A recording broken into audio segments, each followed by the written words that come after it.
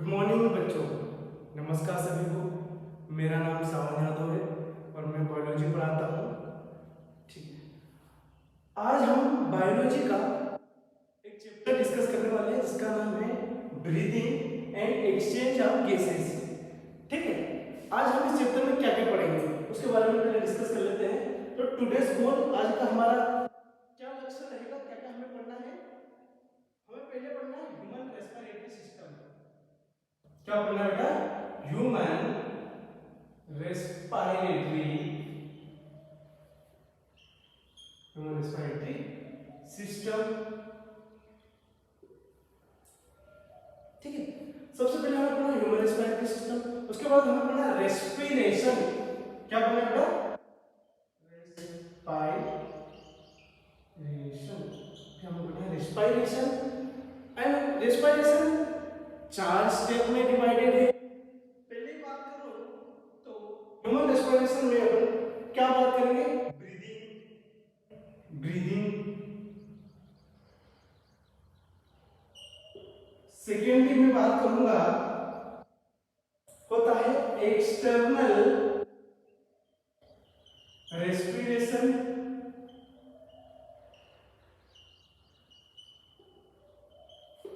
Second क्या होता है?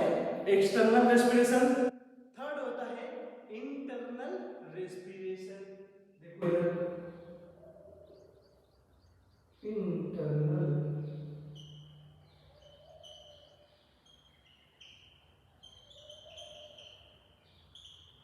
and then the last one is the cellular respiration. What is last? The cellular respiration.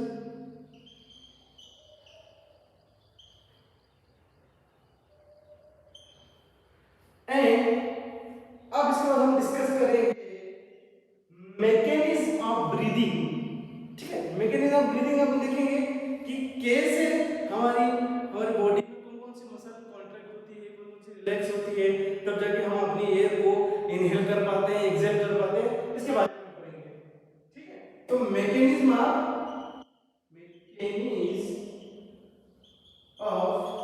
Breathing.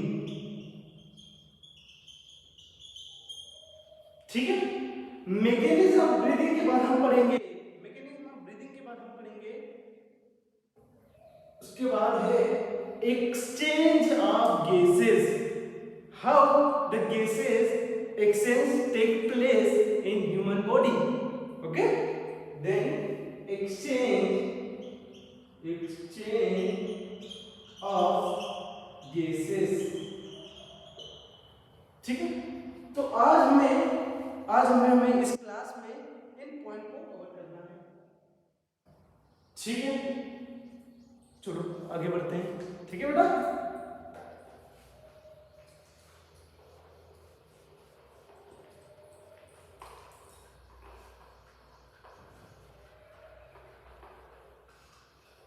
ठीक है। तो मैं सबसे पहले बात करूं human body. Human body, suppose ये हमारी ह्यूमन बॉडी है।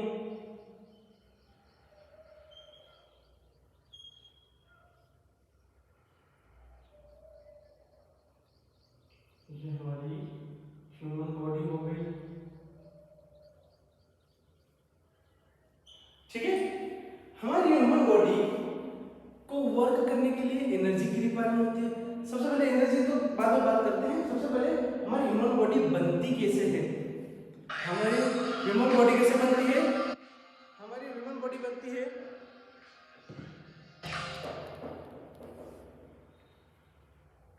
हमारी ह्यूमन बॉडी बनती है सेल से। किससे बनती है हमारी ह्यूमन बॉडी? सेल से बनती है। ठीक है, ये हमारा बॉडी है, ये हमारी ह्यूमन सेल। ठीक है, अब जिस प्रकार हम बिल्डिंग को देखा ना, बिल्डिंग कैसे बनती है? देखिए, ईंट से मिलकर एक बिल्डिंग बनती है। ठीक है, देखिए ईंट से मिलकर एक बिल्डिंग बनती है। ठीक उसी प्रकार हर एक सेल से मिलकर हमारी बॉडी बनती है। ठीक है, और इस सेल को जिंदा रहने के लिए एनर्जी की रिक्वायरमेंट होती है ना बेटा? तो इस सेल को एनर्जी कहां से मिलेगी? इस सेल को एनर्जी मिलेगी एटीपी से। कहां से इसको एनर्जी मिलेगी? एटीपी से। ठीक है, एटीपी क्या है?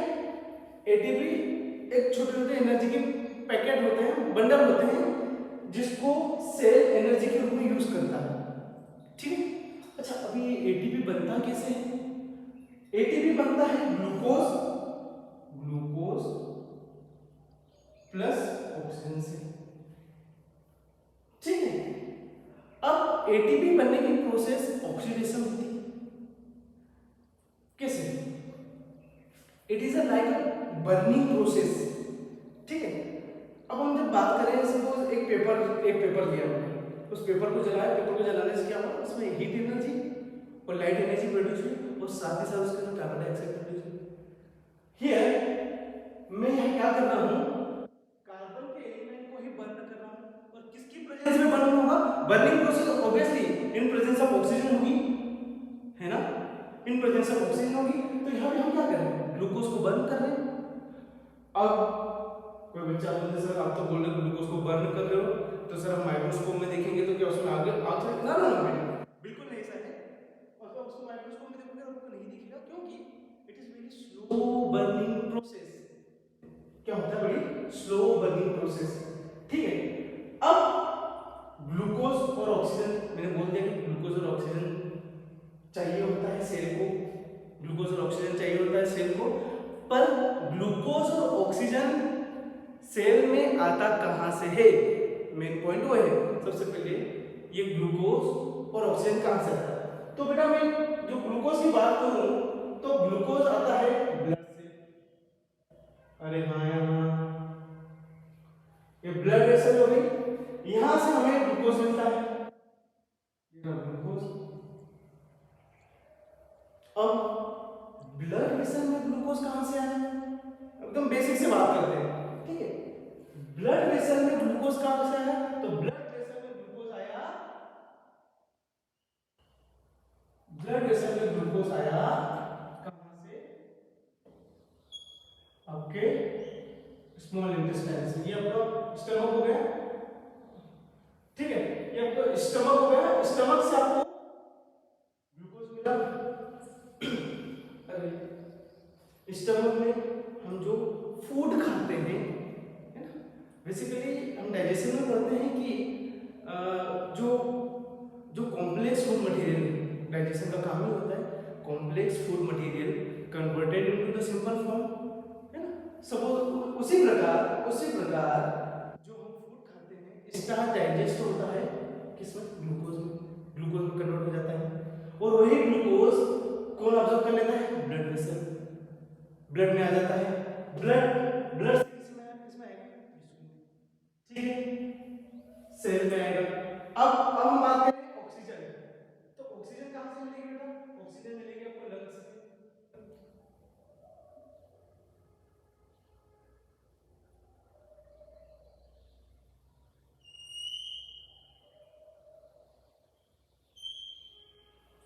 तो ऑक्सीजन आपको कहां से मिलेगी? लंग्स से मिलेगी। लंग्स से ऑक्सीजन कहां जाएगी? ब्लड में जाएगी, यहाँ पे ऑक्सीजन आ गई। और ब्लड से ऑक्सीजन कहां जाएगी? ब्लड से ऑक्सीजन जाएगी सेल्स में। ठीक है, कोई कंफ्यूजन? ओके, अब ऑक्सीजन आ गई हमारी सेल में, और सेल में आने के बाद ये बर्निंग प्रोसेस होती है। अब बर्निंग प्रोसेस में क्या होता है बेटा? सुनना, ऑक्सीडेशन हुआ, ऑक्सीडेशन हुआ, ऑक्सीडेशन में क्या हुआ? ग्लूकोज और ऑक्सीजन जब रिएक्ट करेंगे तो क्या बनेंगे? एटीपी, और उसके साथ द बाय प्रोडक्ट जो है, जो उसके साथ क्या प्रोड्यूस होगी? CO2 gas. CO2 गैस टॉक्सिफिकेशन और बात एटीपी। What is ATP? मैंने बताया था एक स्मॉल बंडल ऑफ एनर्जी होता है या पैकेट ऑफ एनर्जी होता है, सेल जिसको यूज करती है एनर्जी के रूप में। ठीक है, तो एटीपी का फुल फॉर्म क्या है? Adenosine try phosphate, adenosine triphosphate. ये आपको नीट में भी पूछ सकता है, आपके बोर्ड में भी पूछ सकता है, तो इसको ध्यान रखिएगा। आप बोलोगे इतने छोटे क्वेश्चन, बिल्कुल बेटा एनसीईआरटी में छोटे क्वेश्चन भी पूछ सकता है ना? तो एटीपी का फुल फॉर्म है एडेनोसिन ट्राइफॉस्फेट। हाँ, अब CO जो सेल्स के अंदर CO2 है, सेल के अंदर क्या है बेटा CO2, तो ये भी CO2 क्या हो जाएगी, टॉक्सिक हो, ज्यादा CO2 हो जाएगी सेल में तो सेल मरने लगेगी। तो इसीलिए क्या होता है, ये CO2 कहां वापस चली जाती है, ब्लड में, और ब्लड से वापस कहां चली जाती है, एल्विलाई में, मैं आगे पढ़ाऊंगा है ना, वापस लंग्स में चली जाती है, और लंग्स में वापस एक्सक्रीट आउट हो जाती है। आई बात इतनी समझ में, ठीक है, इतना समझ में आया बेटा, मैं आगे बढ़ूं, ठीक है।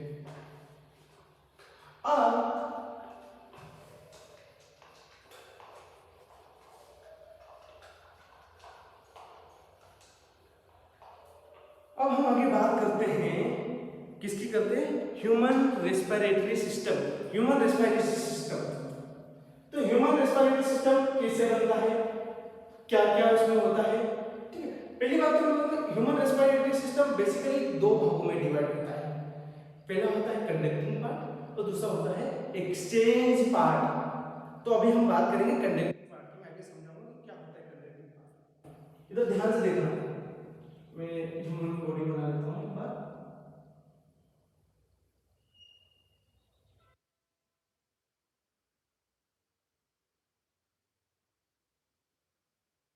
ये हमारी ह्यूमन बॉडी है, ठीक है। ह्यूमन बॉडी की बात करें तो जो हमें क्लियर एक ओपनिंग दिखती है हमें नोज के, हाँ ठीक है, इसको बोलते हैं नोस्ट्रिल, और क्या बोलते हैं इसको बेटा, नोस्ट्रिल, क्या बोलते हैं, नोस्ट्रिल। क्लियर कट है, जिससे हम सांस लेते हैं उसको बोलते हैं नोस्ट्रिल। नोस्ट्रिल, और कहीं पर आपको कहीं कहीं पर आपको दिख रहा है, इसको एक और नाम है, इसको बोलते हैं एक्सटर्नल नेयर्स। तो घबराना नहीं है बेटा, एक्सटर्नल नेयर्स दिख रहा है तो घबराना नहीं है, नोस्ट्रिल को ही एक्सटर्नल नेयर्स बोलते हैं, ठीक है बेटा। मैं लिख देता हूं, चलो, एक्सटर्नल नेयर्स, नोस्ट्रिल को ही एक्सटर्नल नेयर्स बोलते हैं, है ना। अब हम आगे बात करेंगे तो ये नोस्ट्रिल के पीछे तो एक कैविटी होती है, नोस्ट्रिल हो गया है ना, इसके पीछे एक कैविटी होती है, उस कैविटी को बोलते हैं नेजल कैविटी। क्या बोलते हैं बेटा, मैं लिख देता हूं, मैं नेजल कैविटी, ठीक है। इतने समझ में, जो जो ने हमारा कंडक्टिंग पार्ट का सबसे पहला ओपनिंग होता है ना, जो इजीली विजिबल है, उसको क्या बोलते हैं, नोस्ट्रिल और एक्सटर्नल लेयर्स। उसके बाद में क्या होता है बेटा, उसके बाद होता है हमारा नेजल कैविटी। क्या होता है बेटा, नेजल कैविटी, ठीक है। नेजल कैविटी के बाद हम बात करें, ठीक है, एक ये यहाँ पे नेजल कैविटी की ओपनिंग होती है, आगे बढ़ाऊंगा, सुनना। उसके बाद हम बात करें बकल कैविटी, जहां पर हम खाना चबाते हैं, खाना चबाते वाले प्लेस को बोलते हैं बकल कैविटी, जहां पर अपनी टंग, टीथ सब होते हैं, टंग और टीथ होता है, उसको बोलते हैं बकल कैविटी। बकल कैविटी के यहाँ भी ऑब्वियसली कैविटी है, तभी तो हम खाना चबा पाते हैं, तो बकल कैविटी ऐसी होती है। यहाँ पे देखो, ध्यान से देखो, ये हो गई आपकी बकल कैविटी, ये बकल कैविटी हो गई जहां पे खाना चूज करते हैं, ये बकल कैविटी। अब buccal cavity and nasal cavity दोनों आपस में जुड़े होते हैं, देखो इस प्रकार, ये इस प्रकार आपस में जुड़े होते हैं, बकल कैविटी नेजल कैविटी यहाँ पे इस प्रकार जुड़े होते हैं, ठीक है। इसको ओरल कैविटी बोलते हैं, ठीक है, लिखता नहीं, अंडरस्टूड है। इसको ओरल कैविटी भी बोलते हैं, बकल कैविटी, ओरल कैविटी। अब क्या होता है बेटा, अब अपन ओरल कैविटी के पीछे देखेंगे, जब आप कांच के सामने मुंह खोल के देखोगे तो वहां पर एक फिंगर लाइक प्रोजेक्शन दिखता है, इस प्रकार ये फिंगर लाइक प्रोजेक्शन दिखता है। लटका हुआ है ना। चलो एक और एग्जांपल देता हूँ। आपने वो एड देखा है स्ट्रप्सिल वाला, वो एड में बताता है कि वो उसको उसके गले में खराश हो गई, ठीक है, गला खराब हो गया, तो स्ट्रप्सिल खाने से वो गला ठीक हो जाता है। तो उसमें फ्रेनुलम के ऊपर जर्म्स लटके होते हैं, उस फ्रेनुलम को ऐसा ऐसा जगह के रखते हैं, ठीक है। तो जैसे ही स्ट्रप्सिल खाता है वो जर्म्स गायब हो जाते हैं। वो फिंगर लाइक प्रोजेक्शन को क्या बोलते हैं, यहाँ पे एक फिंगर लाइक प्रोजेक्शन होता है। अब जब घर जाकर एकदम कांच में मुंह खोल के देखोगे ना तो आपको दिखेगा एक फिंगर लाइक प्रोजेक्शन लटका हुआ, उसको बोलते हैं यूवुला। क्या बोलते हैं बेटा इसको, यूवुला भी बोलते हैं, ठीक है, यूवुला होता है। अब उसके बाद ये फर्दर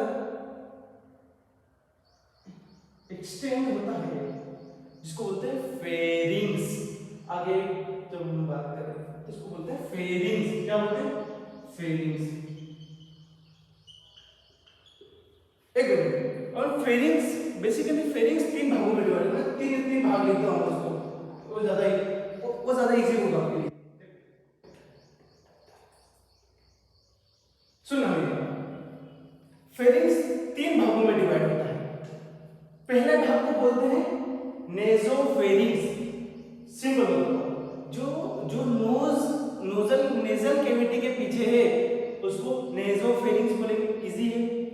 नेजल कैविटी के पीछे उसको नेजोफेरिंग्स बोल दिया, नेजोफेरिंग्स, ठीक है बेटा। जो बकल कैविटी ओरल कैविटी के पीछे है उसे ओरोफेरिंग्स बोल दिया। कोई कंफ्यूजन, सिंपल इसको बोल दिया ओरोफेरिंग्स, बकल कैविटी के पीछे ओरोफेरिंग्स बोल दिया। अब ओरोफेरिंग्स एंड थर्ड लेरिंजोफेरिंग्स, ये तीनों मिलाकर क्या बनाते हैं, फेरिंग्स।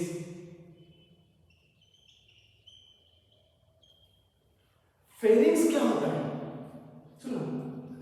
बेसिकली अब जब खाना खाते हो, अब जब खाना खाते हो तो खाना भी ओरल कैविटी, अब हम ओरल कैविटी जो बकल कैविटी है, बकल कैविटी में खाने को चबाते हो और खाना भी इधर ही आता है। अब सांस लेते हो तो अब भी जो एयर है वो भी इधर ही आती है। It means the pharynx is the common passage between food and air. ऐसे मतलब कैसे, अब हम सांस लेते हैं, सुना बेटा, हम जब सांस लेते हैं हम, और हम जब खाना च्यूइंग करते हैं, चबाते हैं, चबाने के बाद खाना और एयर दोनों इसी कैविटी में आते हैं, इधर इधर ही आते हैं। इसको बोलते हैं pharynx. The pharynx is the common passage, common passage of food plus air. Common passage होता है लेरिंग्स, फूड एंड एयर का, ठीक है। फेरिंग्स कैसे बनता है, नेजोफेरिंग्स, ओरोफेरिंग्स एंड लेरिंजोफेरिंग्स, ठीक है। अब यहां से ये ट्यूब डिवाइड हो गया, यहां से लेरिंग्स से बात, फेरिंग्स से बात आता है लेरिंग्स, तो यहां पे लेरिंग्स आने से पहले यहां पे ट्यूब दो भागों में डिवाइड हो जाती है।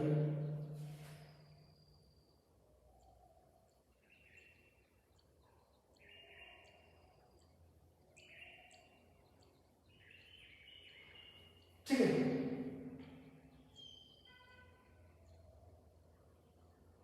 यहां पे दो भागों में डिवाइड होती है। ये क्या होगा आपका इसोफेगस। हमें इसोफेगस की बात नहीं करना है, हमें इसोफेगस की बात ही नहीं करना है ना। ये फूड पाइप हो गया, एक फूड पाइप होता है। अब हम बात करते हैं लेरिंग्स। लेरिंग्स में क्या होता है बेटा, लेरिंग्स होता है बेसिकली वॉइस बॉक्स।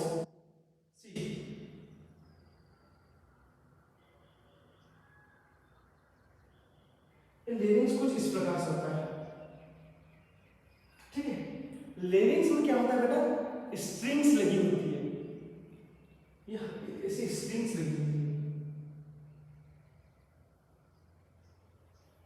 ये स्ट्रिंग्स बेसिकली बेसिकली करती क्या है मैं बताता हूँ। जब हम एयर बाहर निकालते हैं, एक्सेल करते हैं, मैंने इनहेलेशन और एक्सहेलेशन नहीं बताया, अभी तो सुन लीजिए, मैं आगे आगे आपको बताऊंगा कि इनहेलेशन और एक्सहेलेशन क्या है। ठीक है, लेरिंग्स में स्ट्रिंग्स लगी रहती है ऐसी। ये स्ट्रिंग्स क्या करती है सुनना। जिस प्रकार एक गिटार होता है, ठीक है, जिस प्रकार गिटार होता है, तो गिटार के तार को जाओ छेड़ते हो, जब आप गिटार के तार को बजाते हो, है ना, हिलाते हो, तो उससे क्या होता है, उसमें वाइब्रेशन होता है, उससे उसकी वजह से उसमें साउंड प्रोड्यूस होता है। ठीक है, उसी प्रकार जब हम एयर को एक्सेल करते हैं, एयर को जब एक्सेल करते हैं तो इसमें वाइब्रेशन होता है, जिसकी वजह से साउंड प्रोड्यूस होता है ना। ठीक है, अब इसकी ओपनिंग को क्या बोलते हैं बेटा, ये जो ये जो ये जो ओपनिंग है इसको बोलते हैं ग्लोटिस। क्या बोलते हैं बेटा इसको, ग्लोटिस।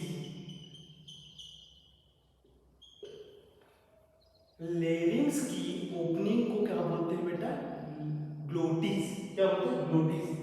ग्लोटिस में एक लीफ लाइक स्ट्रक्चर आती है, यहां पर एक लीफ लाइक स्ट्रक्चर आती है ना, उसको एपिग्लोटिस बोलते हैं।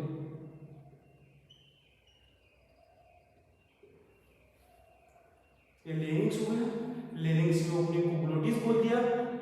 ये लेरिंग्स हो गया आपका, है ना, लेरिंग्स की ओपनिंग को, ये लेरिंग्स हो गया, लेरिंग्स की ओपनिंग को ग्लोटिस बोल दिया। ग्लोटिस में एक एक लीफ लाइक स्ट्रक्चर है, उसको क्या बोलेंगे, एपिग्लोटिस। देखना किस प्रकार, आपने वो देखा है, ट्रैक्टर में है, ट्रैक्टर जब नया नया ट्रैक्टर आता है तो ट्रैक्टर के जो साइलेंसर होता है, साइलेंसर पर एक लीफ लाइक स्ट्रक्चर लगा होता है। जैसे ये साइलेंसर हो गया आपका, ये चलो ये साइलेंसर हो गया आपका, देखो ये साइलेंसर हो गया, तो साइलेंसर के ऊपर जब ट्रैक्टर चालू करते हैं वहां पे एक लीफ लाइक स्ट्रक्चर होता है। तो जैसे आप स्ट्रक्चर जब ट्रैक्टर चालू करते हैं तो ये लीफ लाइक स्ट्रक्चर ऐसा होता है ना। तो ठीक उसी प्रकार जब आप खाना खाते हैं, तो खाना एयर पाइप में ना चल जाए, विंड पाइप में ना चले जाए, इसलिए क्या होता है, ये जो एपिग्लोटिस है वो बंद हो जाता है। एपिग्लोटिस क्या होता है, बंद हो जाता है, जिसकी वजह से हमारे जो हमारे फूड पार्टिकल है उसमें ना जाए, चले जाते तो खसेने लग जाती है ना। तो ये क्या करता है, एपिग्लोटिस क्या करता है, ग्लोटिस को बंद कर देता है, जिसकी वजह से फूड इसमें नहीं जाता, और ये यहां से चला जाता है इसोफेगस में। ठीक है, अब अच्छा, ये जो नेजल कैविटी के बाद में जो नेजल कैविटी की जो ओपनिंग होती है, मैंने बताना भूल गया, नेजल कैविटी की ओपनिंग को बोलते हैं एक्सटर्नल लेयर्स। कहीं देख लो तो घबराना मत, इसको बोलते हैं एक्सटर्नल लेयर्स। ठीक है बेटा, इसको क्या बोलेंगे, एक्सटर्नल लेयर्स। हाँ, वापस आ जाते हैं हमारी गेम में। ठीक, अब लेरिंग्स पर क्या होती है, लेरिंग्स के बाद होती है आपकी ट्रेकिया। क्या होती है बेटा, ट्रेकिया।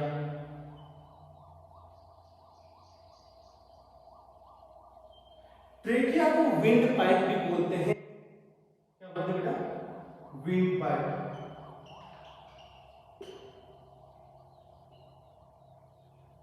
मैं आपको बता रहा हूं इसको, लेरिंग्स, ये लेरिंग्स हो गया है ना, मतलब लेरिंग्स, लेरिंग्स लिखना पड़ेगा, तो लेरिंग्स बोलते हैं। लेरिंग्स को वॉइस बॉक्स भी बोलते हैं। क्या बोलते हैं, वॉइस बॉक्स, है ना, इसको वॉइस बॉक्स भी बोलते हैं। और ये आगे एक्सटेंड होती है तो उसको बोलते हैं ट्रेकिया। क्या बोलते हैं इसको, ट्रेकिया। ट्रेकिया को विंड पाइप भी बोलते हैं, बेसिकली इसका नाम है ट्रेकिया।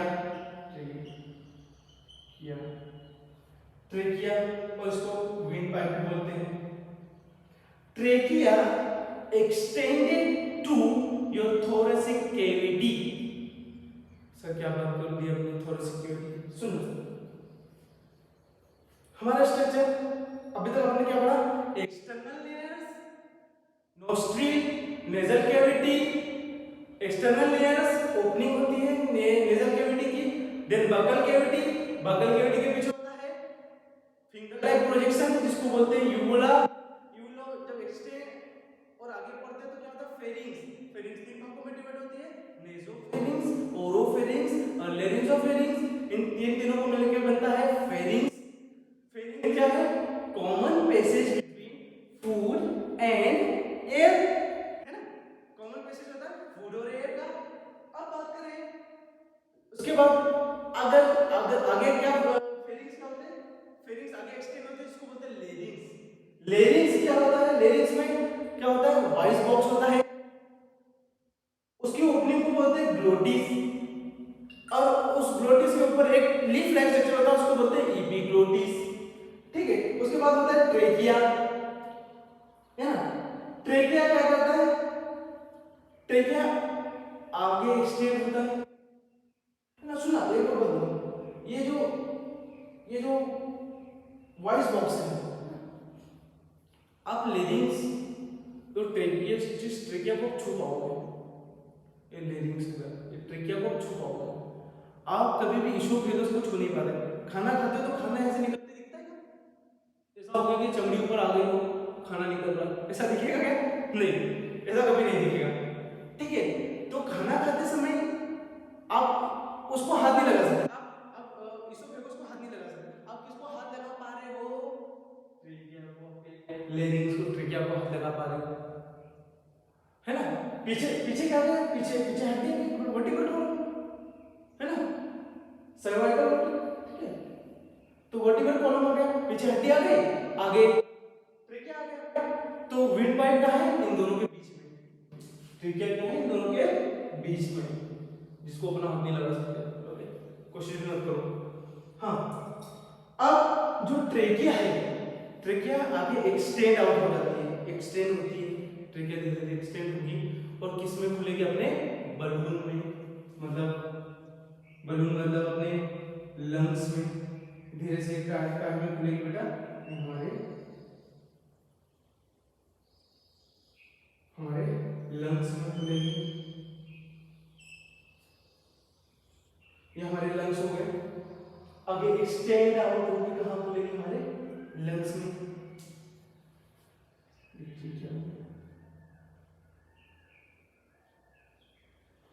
अब आपका एक क्वेश्चन होना चाहिए, अच्छा ट्रेकिया में मैंने आपको बताया ना कि ये सी शेप कार्टिलेजनस रिंग होती है ना? ये जो रिंग से देखिए, ये सी शेप होती है। सी, ये सी हो गया, सी ऐसा होता है, ये सी है, तो मतलब सी शेप, मतलब पूरा राउंड नहीं है, राउंड हो गया तो ये हो गया सी। तो सी शेप कार्टिलेजनस रिंग होती है ट्रेकिया में सी शेप कार्टिलेजनस रिंग जो कि बनी होती है हाइलिन कार्टिलेज की। काय की बनी होती है बेटा? Hyaline cartilage. देखो कैसे, ये सी शेप कार्टिलेजनस रिंग लिख लो,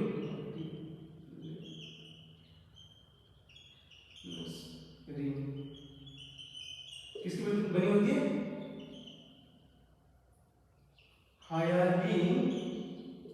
हाइलिन कार्टिलेज की।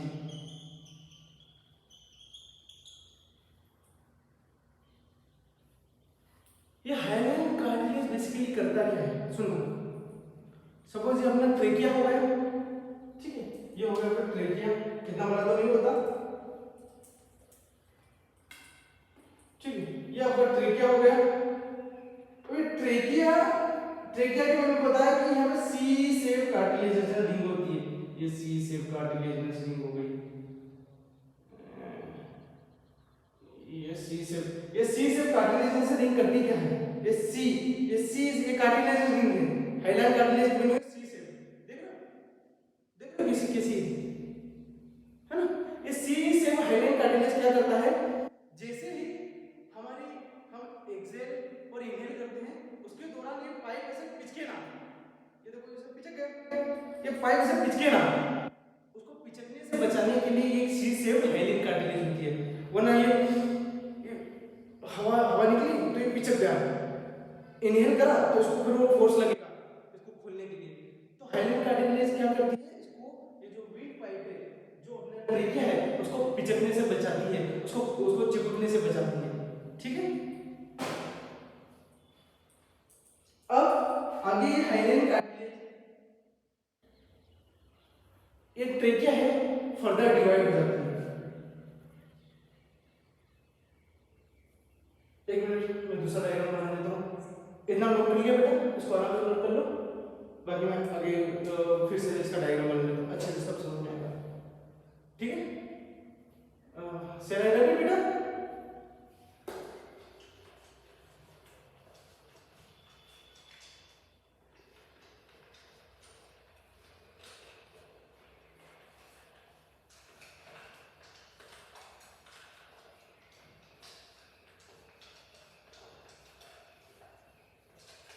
सी, अब हम देखते हैं ये हमारा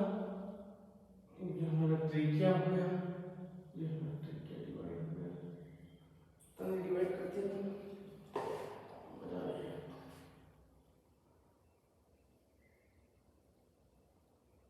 ये हमारे लंग्स हो गए,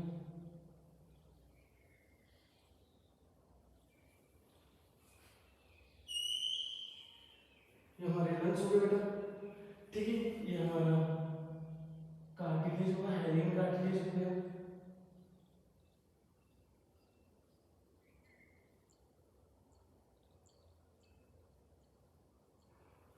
ठीक है। तो आपकी एनसीईआरटी में लाइन दी गई है, ठीक है, trachea extended in thoracic cavity and divided into two bronchi at T5 level। Trachea extend to thoracic cavity, ये thoracic cavity में एक्सटेंड होती है और दो भागों में डिवाइड हो जाती है। सुनना, सबसे पहले मैं बताऊंगा thoracic cavity abdominal cavity क्या होती है। ये हमारी बॉडी है, सुनना इधर ध्यान से देखना बेटा, ये हमारी बॉडी है,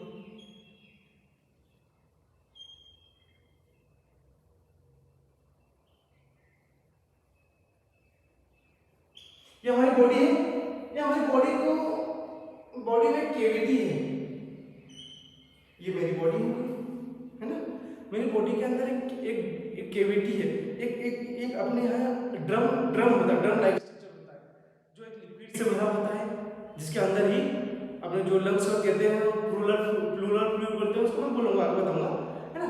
तो उस ड्रम में उसको बोलते हैं सीलोम, बॉडी केविटी को क्या बोलते हैं, सीलोम। तो यहाँ पे सीलोम है, उसी सीलोम में क्या होता है, हमारे थोरेसिक और एब्डोमिनल केविटी है। थोरेसिक और एब्डोमिनल केविटी को कौन डिवाइड करता है, डायफ्राम। ये डायफ्राम ऊपर वाले को थोरेसिक बोलेंगे बेटा, थोरेसिक, और इसको एब्डोमिनल,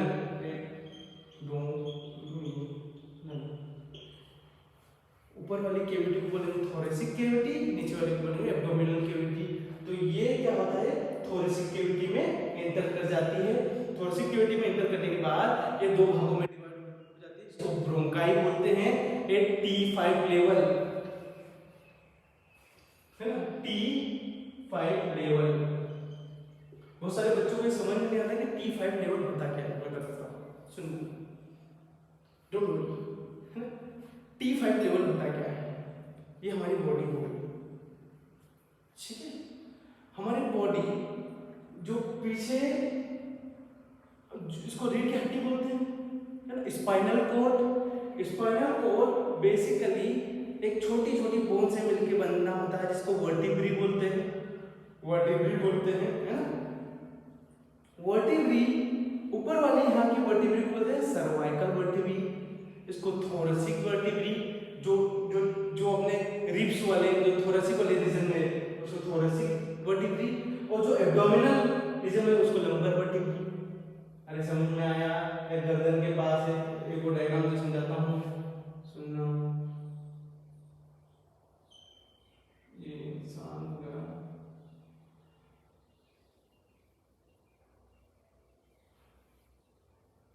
ठीक है, ये ये यहाँ पे होती है सर्वाइकल वर्टिब्री। क्या होती है? Cervical vertebrae. Cervical vertebrae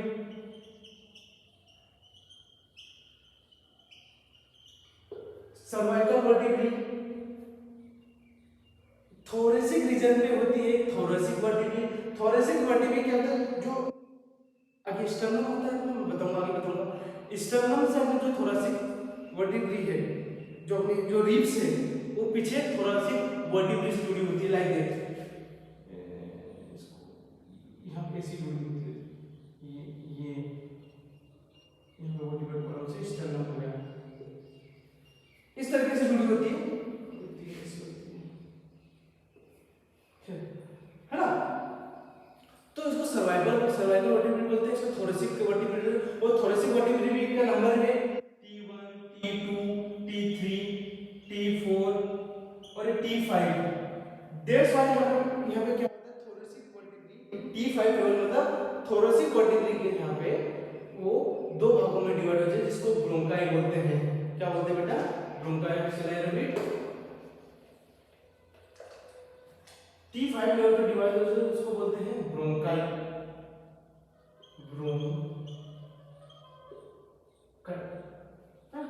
bronchi बोलते हैं। Then bronchi further divided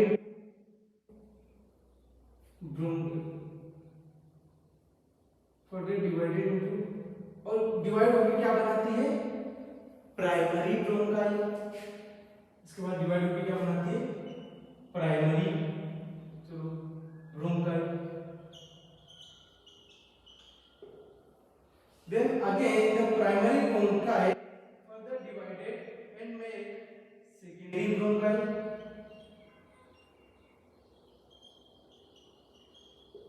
And again the secondary bronchi also divide to form what? To form tertiary bronchi.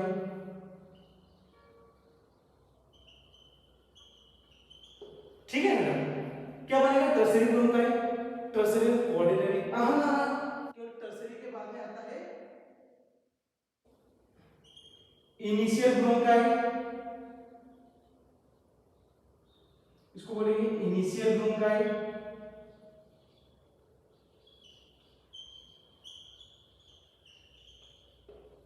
Initial bronchi के बाद में आता है, इनिशियल ब्रोंकाई भी डिवाइड हो जाती है, वो बना देती है टर्मिनल ब्रोंकाई,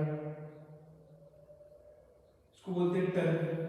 इसके बाद में terminal bronchi, terminal bronchi. And then terminal bronchi के बाद क्या आता है? उसके बाद होता है एल्विलाई। अब होता है बहुत सारी एल्विलाई, बहुत सारी डक्ट्स, अभी ये बहुत सारी डक्ट्स में डिवाइड हो जाता है। ठीक है, तो इसमें बहुत सारी ब्रोंकाई बनी।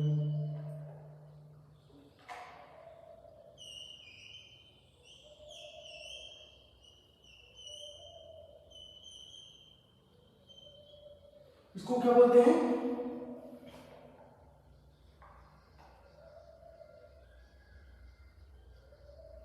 इसको बोलते हैं एल्विलाई। एल्विलाई, एल्विलाई क्या होता है बेटा? ये साइड होती है exchange of gases. Alveoli, alveoli जिससे जुड़ी होती है, इसको एल्विलर डक्ट बोलते हैं।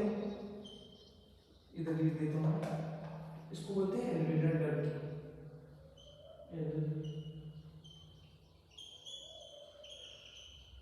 क्या बोलते हैं इसको? Alveolar duct. आया इतनी बात समझ में? ठीक है, इसको नोट कर लो। अब इसके आगे बढ़ते हैं। लंग्स में ही बताऊंगा मैं अभी। लंग्स लंग्स पूरी तरह से खत्म नहीं हुआ, अभी तो लंग्स के अंदर बचा है उसकी उसकी मेम्ब्रेन, किससे वो कवर होती है, कैसे किससे वो कवर होता है भाई। लंग्स में अभी बहुत कुछ बचा है, थोड़ा सा बचा है, मैं बताता हूँ बेटा, सुनना। अगेन ये हमारा लंग्स हो गया,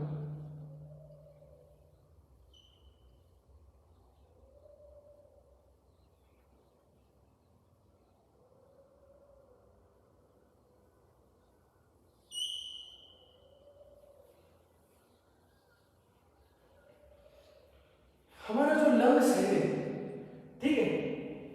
और ये हमारा थोरेसिक चेंबर हो गया, क्या हमारा थोरेसिक चेंबर हो गया, ये हमारा थोरेसिक चेंबर के अंदर लंग्स है, ठीक है। अब सुनो, थोरेसिक चेंबर क्या है, लंग्स की जो प्रोटेक्ट करके रखा है एक लेयर है, एक लेयर बना है,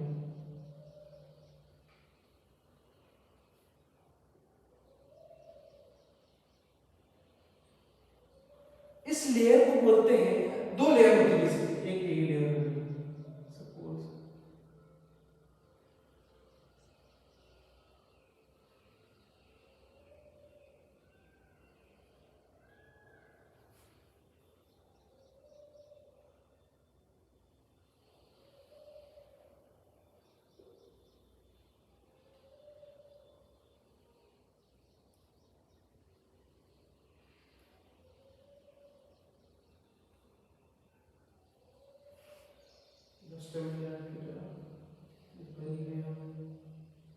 ठीक है।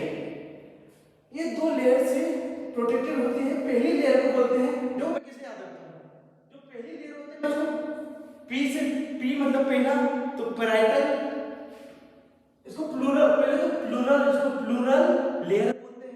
पहली लेयर को बोलते हैं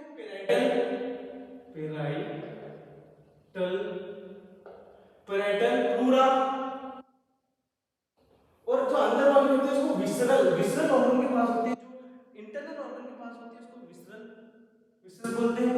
तो विसरल की कवरिंग है तो उसको विसरल प्लूरा बोल दिया, विसरल ऑर्गन की कवरिंग है तो उसका बोल दिया विसरल प्लूरा। मैं बात समझ, ये जो प्लूरल लेयर्स होती है, पैराइटल एंड विसरल, मैं किसे याद देता हूँ, जो पहले लेयर होती है उसको मैं पैराइटल बोल देता हूँ, जो दूसरी लेयर होती है मैं उसको विसरल बोल देता हूँ। और पैराइटल और विसरल लेयर क्या करती है बेटा, प्लूरल फ्लूइड को क्या सेक्रेट करती है, प्लूरल फ्लूइड। यहाँ पे फ्लूइड होता है,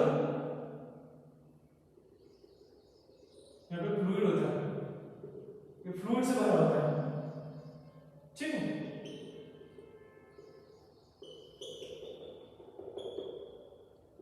ये पूरा क्या होता है, ये फ्लूइड से भरा होता है,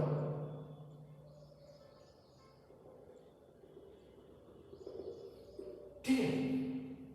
ये बेसिकली ये एक फ्लूइड सेक्रेट करते हैं, इसको प्लूरल फ्लूइड बोलते हैं, एकदम है प्लूरल फ्लूइड बेसिकली अपन कहीं भी देखते हैं, फ्लूइड का क्या काम होता है, शॉक एब्जॉर्प्शन का काम होता है, ठीक है। तो इतना तो समझ में आया, ठीक है। आगे बढ़ते हैं,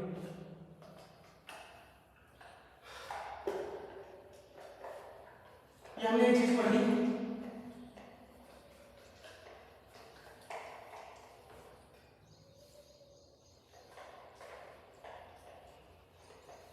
मैंने आपको बताया था, अब हमने ह्यूमन रेस्पिरेटरी सिस्टम पढ़ लिया। Human respiratory system basically human, लिख रहा हूं मैं शॉर्ट फॉर्म में, ह्यूमन तो लिख देता हूं, ह्यूमन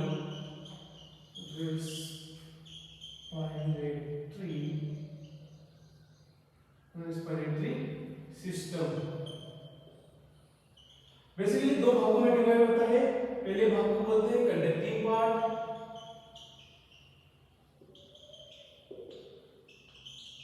और उसको बोलते हैं एक्सचेंज पार्ट,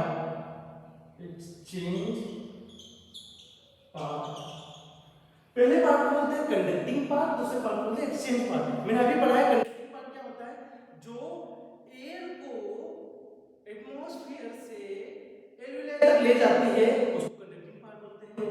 कंडक्टिंग पार्ट का बेसिकली वर्क क्या होता है, सुना ध्यान से। कंडक्टिंग पार्ट हो सकता है कि बाहर एटमॉस्फेयर में एयर की जो टेम्परेचर है वो बहुत कम हो, ठंडी है वो, अब ठंडे एरिया में चले जाओ तो वो तो अपने लंग्स के लिए हार्मफुल रहेगी। तो कंडक्टिंग पार्ट क्या करता है, ह्यूमिडिफाई करता है, एयर क्या करता है, एयर को बेसिकली क्या कहते हैं, ह्यूमिडिफाई करता है, एयर को उस टेम्परेचर में लाता है जिस टेम्परेचर में हमें लंग्स में चाहिए।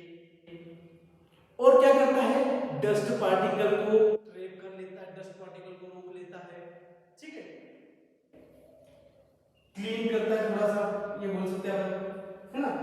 अब इसमें क्या होता है, मैं लिखूंगा नहीं, मैं आपको बोल देता हूँ, external layers, nasal cavity, external layers, then pharynx, larynx, उसके बाद primary bronchi, tertiary bronchi, primary secondary tertiary bronchi, initial bronchioles and tertiary bronchioles, terminal bronchioles, और फिर बाद में क्या, यहाँ पे क्या आ गया, उसके बाद आ गया एल्वियुलर डक्ट, क्या आ गया बेटा, एल्वियुलर डक्ट और एल्वियुलाई,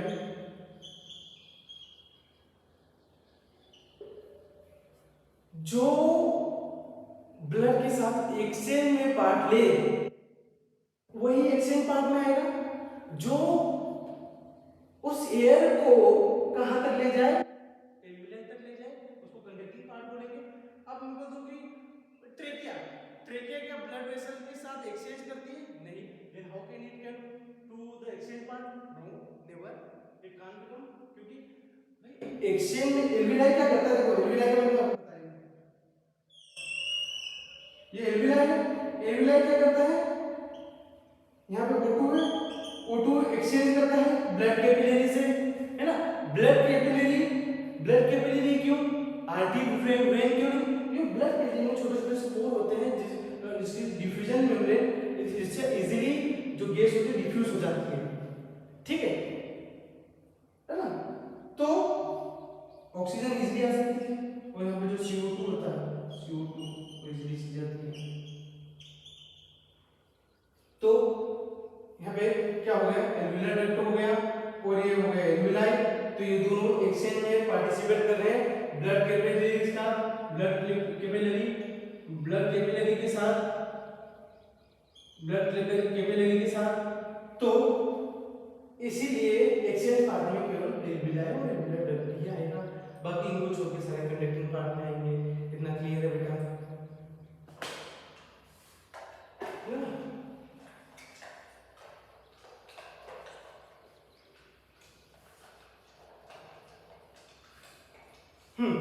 अब हम बात करते हैं रेस्पिरेशन। रेस्पिरेशन क्या होता है, पढ़ा, रेस्पिरेशन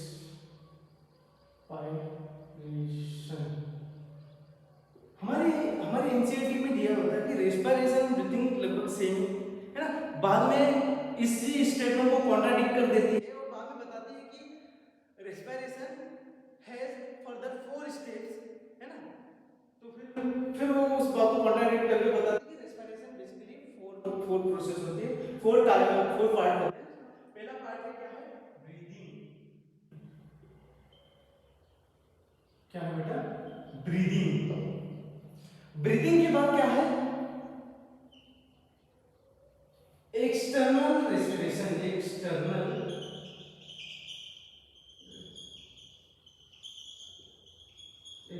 रेस्पिरेशन, फिर बाद में आता है इंटरनल रेस्पिरेशन, फिर आता है सेलुलर रेस्पिरेशन, क्या आता है बेटा, सेलुलर रेस्पिरेशन।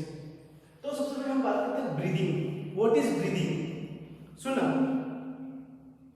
ब्रीदिंग बेसिकली इसमें भी दो पार्ट होते हैं ब्रीदिंग के, ब्रीदिंग के 2 पार्ट होते हैं, एक तो होता है इनहेलेशन और दूसरा होता है एक्सहेलेशन, इनहेलेशन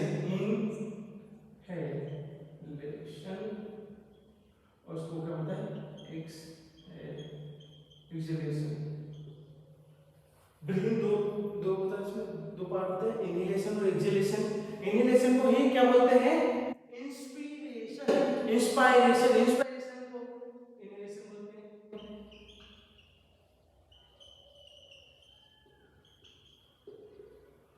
एक्सहेलेशन को ही क्या बोलते हैं, एक्सपायरेशन।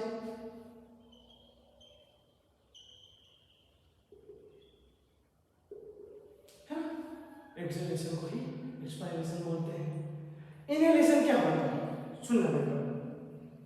एटमॉस्फेयर में ऑक्सीजन है ना बेटा, तो एटमॉस्फेयर की ऑक्सीजन को क्या करा, एटमॉस्फेयर की ऑक्सीजन को कंडक्टिंग पार्ट के द्वारा एल्वियोलाई तक ले गए, इसको बोला इनहेलेशन। तो इसको क्या मैं बोल सकता हूँ, CO2 O2 rich, sorry oxygen rich O2 rich air को इनहेल करना, अंदर ले जाना, क्या हो गया इनहेलेशन। एंड इनहेलेशन के बाद क्या होता है, मैंने ये बताया अभी, यहाँ पे क्या होता है, यहाँ पे एक्सचेंज होता है, CO2 यहाँ पे O2 यहाँ पे आ गया तो O2 यहाँ पे चले जाएगा और CO2 वापस आ जाएगा एल्वियोलाई में। तो एल्वियोलाई में आने के बाद क्या होगा, ये कहाँ जाएगा, अपने कंडक्टिंग पार्ट के द्वारा बाहर एक्सक्रीट आउट होगा। तो excretion exhalation of CO2 rich air is called expiration, है ना। इंस्पायरेशन क्या है, O2 रिच ऑक्सीजन को अंदर ले जाना, और ये इंस्पायरेशन हो गया। और CO2 रिच एयर को बाहर ले जाना, उसको बोलते हैं एक्सपायरेशन, है ना बेटा। ये हो गया दोनों। अब मैं आगे बात करता हूँ एक्सटर्नल रेस्पिरेशन, किसकी बात करता हूँ बेटा मैं, external respiration. What is external respiration, मैं आपको एक डायग्राम से समझाना चाहूंगा, एक डायग्राम में हम लोग तीनों समझ लेंगे एक्सटर्नल रेस्पिरेशन वगैरह, ठीक है। सुनना कैसे,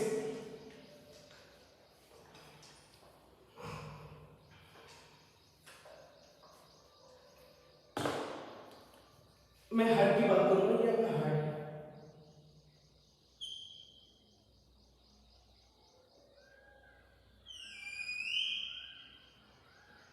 सही है। अब जब हम स्टडी करते हैं तो ऐसा अज्यूम करा करो कि जो सामने वाले का जो पार्ट है रखा हुआ वो आपके सामने दिख रहा है, ठीक है। तो इस तरीके से मैं खड़ा हूं और इसी इसी तरीके से मैंने हाथ निकाल के यहाँ पे पेस्ट कर दिया, तो आपको इस साइड कौन सा दिखेगा, मेरा राइट हैंड, इस साइड मुझे राइट हैंड दिखेगा। तो इसी तरफ ये मेरा राइट साइड है हार्ट।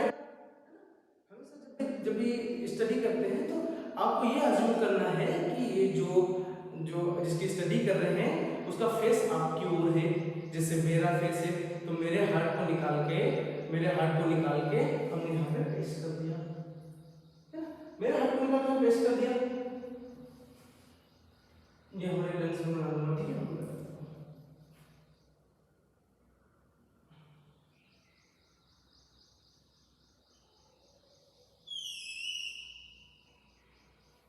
अब इधर क्या होता है,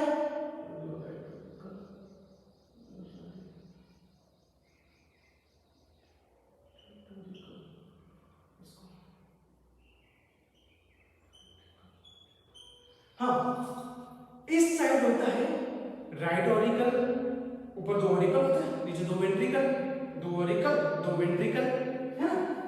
इधर होता है ये राइट ऑरिकल हो गया, मेरा हार्ट ये राइट ऑरिकल हो गया, ये हो गया लेफ्ट ऑरिकल, ये हो गया राइट वेंट्रिकल, ये हो गया लेफ्ट वेंट्रिकल, है ना बेटा। हाँ तो डीऑक्सीजनेटेड ब्लड है वो किसमें आएगा, राइट ऑरिकल में आएगा,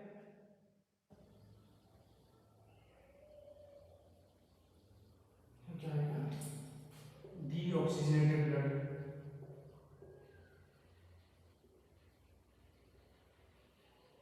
डीऑक्सीजनेटेड ब्लड, इसको बोलते हैं डीऑक्सीजनेटेड ब्लड, है ना।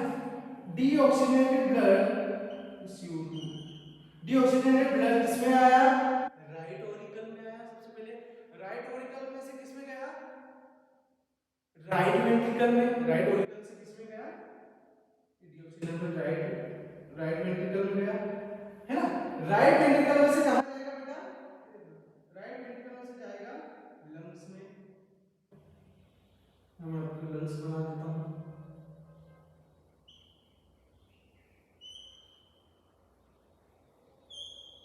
ठीक है।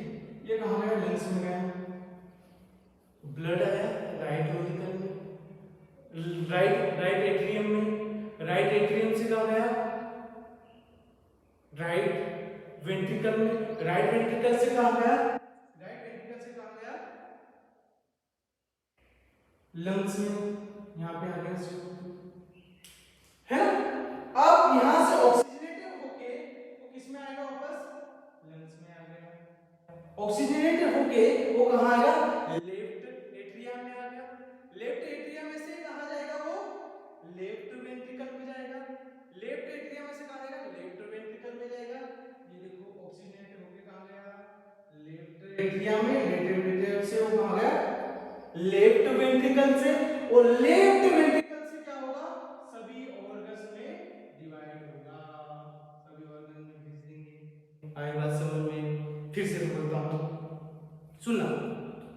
सबसे पहले सारी बॉडी का डीऑक्सीजनेटेड ब्लड आया राइट एट्रिया में, राइट एट्रिया में, राइट एट्रिया से कहां गया, राइट वेंट्रिकल में, राइट वेंट्रिकल ने कहां भेजा, लंग्स के पास ले गया, लंग्स के पास, वहां से ऑक्सीजनेटेड हुआ, ऑक्सीजनेटेड ब्लड कहां है, लेफ्ट एट्रिया में, लेफ्ट एट्रिया में से आगे कहां गया, लेफ्ट वेंट्रिकल में आया। लेफ्ट वेंट्रिकल से कहां जाएगा, लेफ्ट वेंट्रिकल से जाएगा पूरी बॉडी में, पूरे सेल्स को टिश्यू की आवश्यकता होती है, ये वापस हो जाएगा। जब मैंने शुरू में पढ़ाया था क्या हुआ, यहां पर टिश्यू है, यहां पर सेल है, जो डीऑक्सीजनेटेड सेल बैठी हुई है, यहां पे deoxygenated cell, CO2 rich cell, deoxygenated cell बैठी है, इसको ऑक्सीजन की आवश्यकता है, क्या करेगी ऑक्सीजन को, एटीपी प्रोड्यूस करेगी। क्या करेगी, एटीपी प्रोड्यूस करेगी। सुनना मेरी बात, कैसे, मैंने आपको पहले भी बताया था, सबसे पहले पढ़ाते समय, जब लेक्चर स्टार्ट किया था उसी समय बताया था कि भाई ऑक्सीजन जो सेल होती है उसको जिंदा रहने के लिए एटीपी की आवश्यकता होती है, और एटीपी कैसे बनाता है, ग्लूकोज और ऑक्सीजन की प्रेजेंस में। तो ग्लूकोज कहां से आया, ग्लूकोज आया कहां से बेटा, ग्लूकोज आएगा इंटेस्टाइन से, इंटेस्टाइन से ग्लूकोज ब्लड में आया, ब्लड से यहां पे आ गया, और ऑक्सीजन भी कहां से आएगी, ब्लड से ही आएगी। यहां तो ऑक्सीजन रिच है, तो यहां से ये ग्लूकोज ऑलरेडी यहां पे रखा है, ग्लूकोज है, ऑक्सीजन की प्रेजेंस में क्या बना लेगा, एटीपी। एटीपी बनाने के बाद क्या होगा, क्या प्रोड्यूस करेगा, CO2, फिर इसने क्या प्रोड्यूस करी, CO2 प्रोड्यूस हो गई, तो सेल में क्या होगा, टॉक्सिसिटी बढ़ जाएगी। टॉक्सिसिटी बढ़ने से क्या होगा, तो सेल्स क्या करेगी, इसी CO2 को बाहर निकालेगी, कहां निकालेगी, वापस ब्लड में, तो वापस ब्लड में जाने से क्या होगा, ये वापस डीऑक्सीजनेटेड हो गया। अरे बात समझ में आई कि नहीं आई, फिर से सुनना।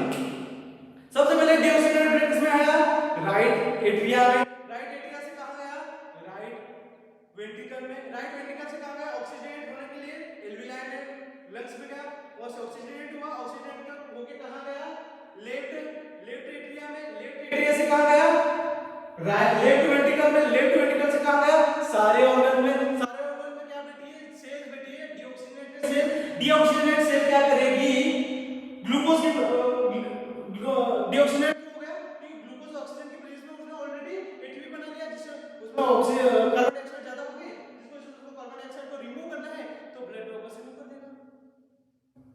अरे आई बात समझ बेटा, है ना, ये रिमूव कर दिया CO2 को, ये वापस क्या बन गई, यहाँ पे सारे ऑर्गन, ये सारे ऑर्गन यहाँ से वापस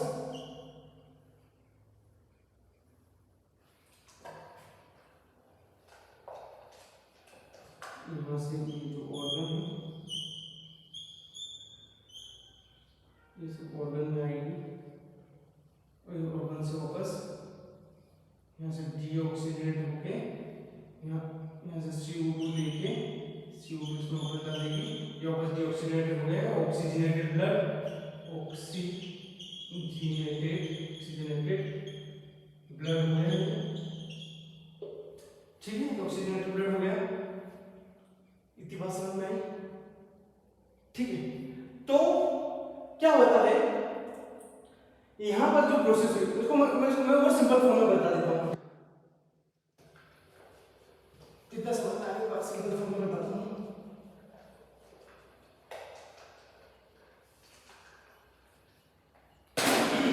ये हो गया एल्वियाई,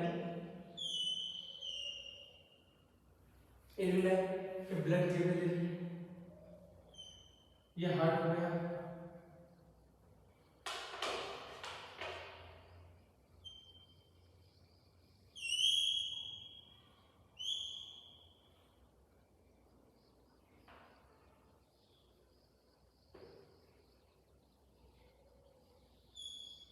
ये हार्ट हो गया, है ना। ये यहाँ पे सुनो, यहाँ पे ऑक्सीजन है, ये डीऑक्सीजन ब्लड हो गया। चलो इसे समझ लो।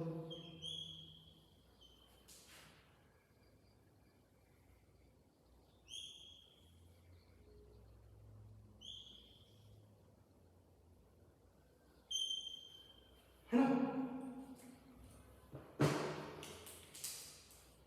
तो ये यहाँ पे ऑक्सीजनेटेड गैस, ऑक्सी, इसमें O2 होगी, इसमें होगी CO2। हाँ, तो क्या हो गया बेटा, ये जो CO2 है, ये O2 एल्यूमिनाइट में बहुत सारा O2 है, ठीक है, और इसमें बहुत सारा CO2 है, तो क्या होगा, O2 इसमें चले जाएगा और CO2 इसमें चले जाएगा। क्यों हो गया, मैं आगे बताऊंगा आपको कि वो मैकेनिज्म में बताऊंगा, तो सुन रहे हैं। अब इसमें चले गया O2, इसमें आ गया, तो ये ऑक्सीजनेटेड हो गया। ऑक्सीजनेट होने के बाद ऑर्गन्स के पास गया, वापस डीऑक्सीजनेट हो गया, डीऑक्सीजनेट होकर वापस लंग्स में आया, लंग्स से वापस ऑक्सीजन लेने चले गए। CO2 हो गया इसमें, हाँ कि नहीं, है ना। तो यहाँ पर जो एक्सचेंज हो रहा है उसको क्या बोलेंगे, एक्सटर्नल रेस्पिरेशन। सुनना सुनना सुनना सुनना, तो ये क्या हो गया, एक्सटर्नल रेस्पिरेशन। क्या हो गया, यहाँ पे exchange between the gases exchange between alveoli and blood capillary, alveoli and blood capillary is called external respiration। यहाँ पे क्या हो गया, एक्सटर्नल रेस्पिरेशन, एक्सटर्नल रेस्पिरेशन, ये क्या हो गया, एक्सटर्नल रेस्पिरेशन हो गया, है ना। इसको लिख लो, एक्सटर्नल रेस्पिरेशन। अब क्या हुआ, यहाँ पे आया, ये O2 है, और यहाँ पे O2 है, यहाँ पे एक सेल रखी है, ये सेल है ना। सेल ने ग्लूकोज प्लस O2 की प्रेजेंस में एटीपी बना लिया। एटीपी बनाने के साथ एटीपी बनाने के साथ क्या प्रोड्यूस करें, CO2। तो ये CO2 ज्यादा हो गई, तो CO2 कहाँ ट्रांसफर हो जाएगी, वापस ब्लड कैपिलरी में, और ब्लड कैपिलरी से ऑक्सीजन वापस कहाँ ट्रांसफर हो जाएगी, सेल में। तो ये हो गया इंटरनल रेस्पिरेशन। इंटरनल रेस्पिरेशन हो गया। इंटरनल रेस्पिरेशन क्या होता है बेटा, the exchange of gases between the cell और the tissue and the blood capillary, exchange लिख लो, ये हो गया इंटरनल रेस्पिरेशन।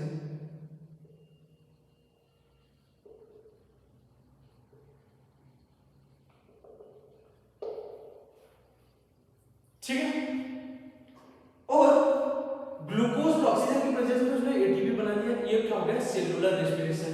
मैं आपको डेफिनेशन लिखवा देता हूं, उसको काट देता हूं, डेफिनेशन लिख लो।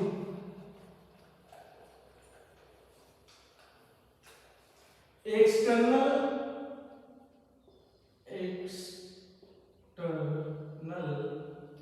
respiration, exchange of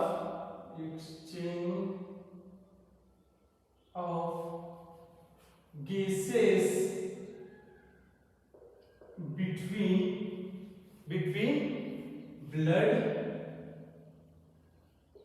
capillary and alveoli। Alveoli और ब्लड कैपिलरी के बीच में जो एक्सचेंज होगा उसको एक्सटर्नल रेस्पिरेशन कहते हैं। इंटरनल रेस्पिरेशन क्या होगा,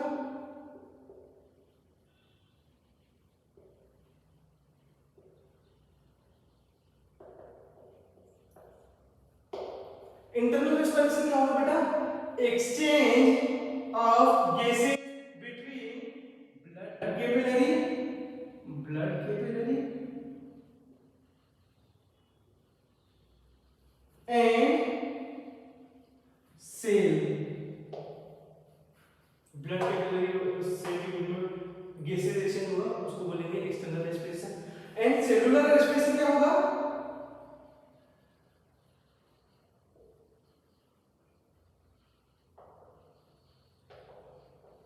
सेलुलर रेस्पिरेशन क्या होगा? द एक्सचेंज हो गया। अब सेल के अंदर CO2 है, ये सेल के अंदर CO2 O2 है, O2 किसकी प्रेजेंस में क्या करेगा? ग्लूकोज की प्रेजेंस में क्या बनेगा? और CO2 बनेगा। इसको बोलेंगे सेलुलर रेस्पिरेशन।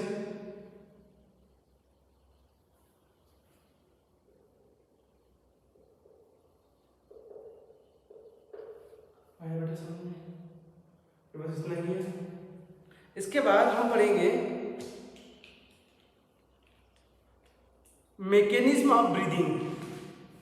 ठीक है बेटा, ये हो गया।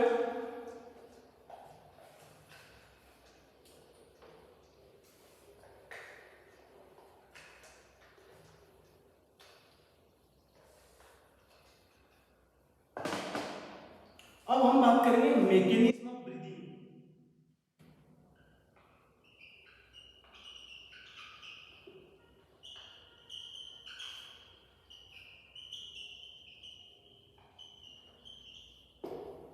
ठीक है, हम किसकी बात करेंगे? Mechanism of breathing. हम मैकेनिज्म की बात करेंगे ब्रीदिंग की। ठीक है,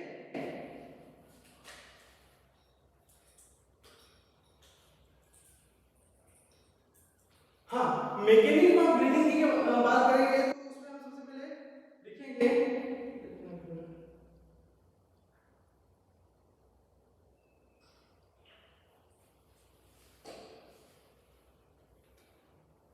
मैकेनिज्म ऑफ ब्रीदिंग। ठीक है, मैकेनिज्म ऑफ ब्रीदिंग कैसे लिखेंगे? सुनो, अब ये हमारा लंग्स हो गया।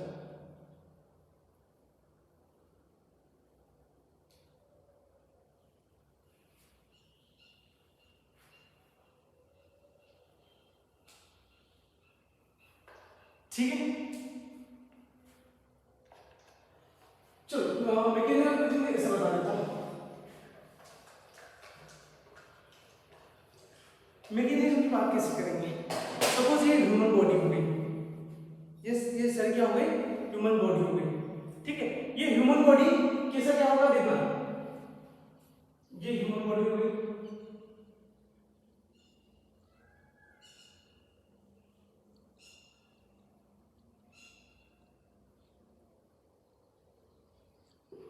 ये ह्यूमन बॉडी हो गई। ह्यूमन बॉडी को यहां से कट कर दिया, ये मेरी बॉडी होगी, मैंने यहाँ से मेरी बॉडी को कट कर दिया। बॉडी को कट करने के बाद अब यहाँ से बॉडी को कट कर दिया, मैं बॉडी को कट करने के बाद उसको देखोगे आप तो आपको दिख जाएगा होलो स्ट्रक्चर। ठीक है, तो उसके बाद क्या कैसा स्ट्रक्चर बनेगा वो बनाता हूं।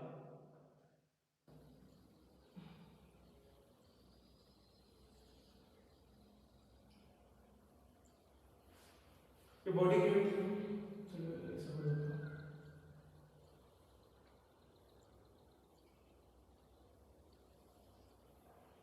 ये थोरेसिक कैविटी हो गई। क्या होगा बेटा? Thoracic cavity.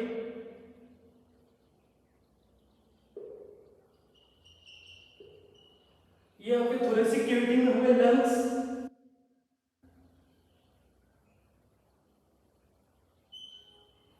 ये हुए लंग्स, यहाँ पे हो गया लंग्स के बाद यहाँ पे क्या हो गया? लंग्स के बाद यहाँ हो गया विसरल प्लूरा। याद आया बेटा? क्या बोलेंगे इसको?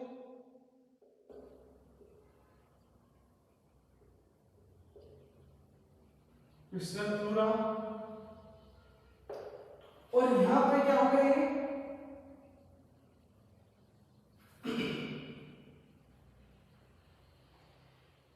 ये आपको हो गया पैराइटल प्लूरा।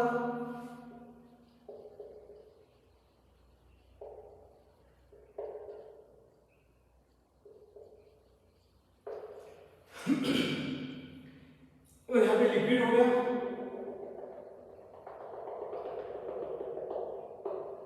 ठीक है, अब बात कर रहे हैं, ठीक है, ये अपनी बॉडी कैविटी होगी, ये बॉडी होगी।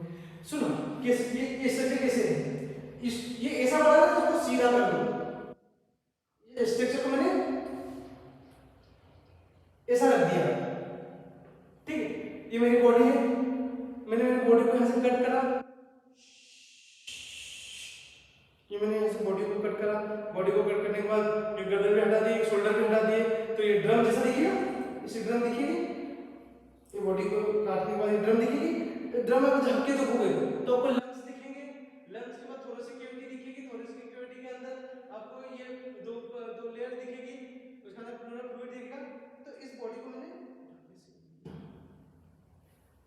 ठीक है, अब जो हमारा इस साइड है, ये साइड वाला उसको बोलते हैं, ये हमारी जो साइड है वेंट्रल साइड बोलते हैं, इसको क्या बोलते हैं, वेंट्रल। तो वेंट्रल साइड की तरफ होता है स्टर्नम, क्या होता है बेटा, स्टर्नम। अब वेंट्रल और डॉर्सल क्या होता है, देखो इधर जरा, ये एक से बनते हैं, ये एक अर्नी हो गया,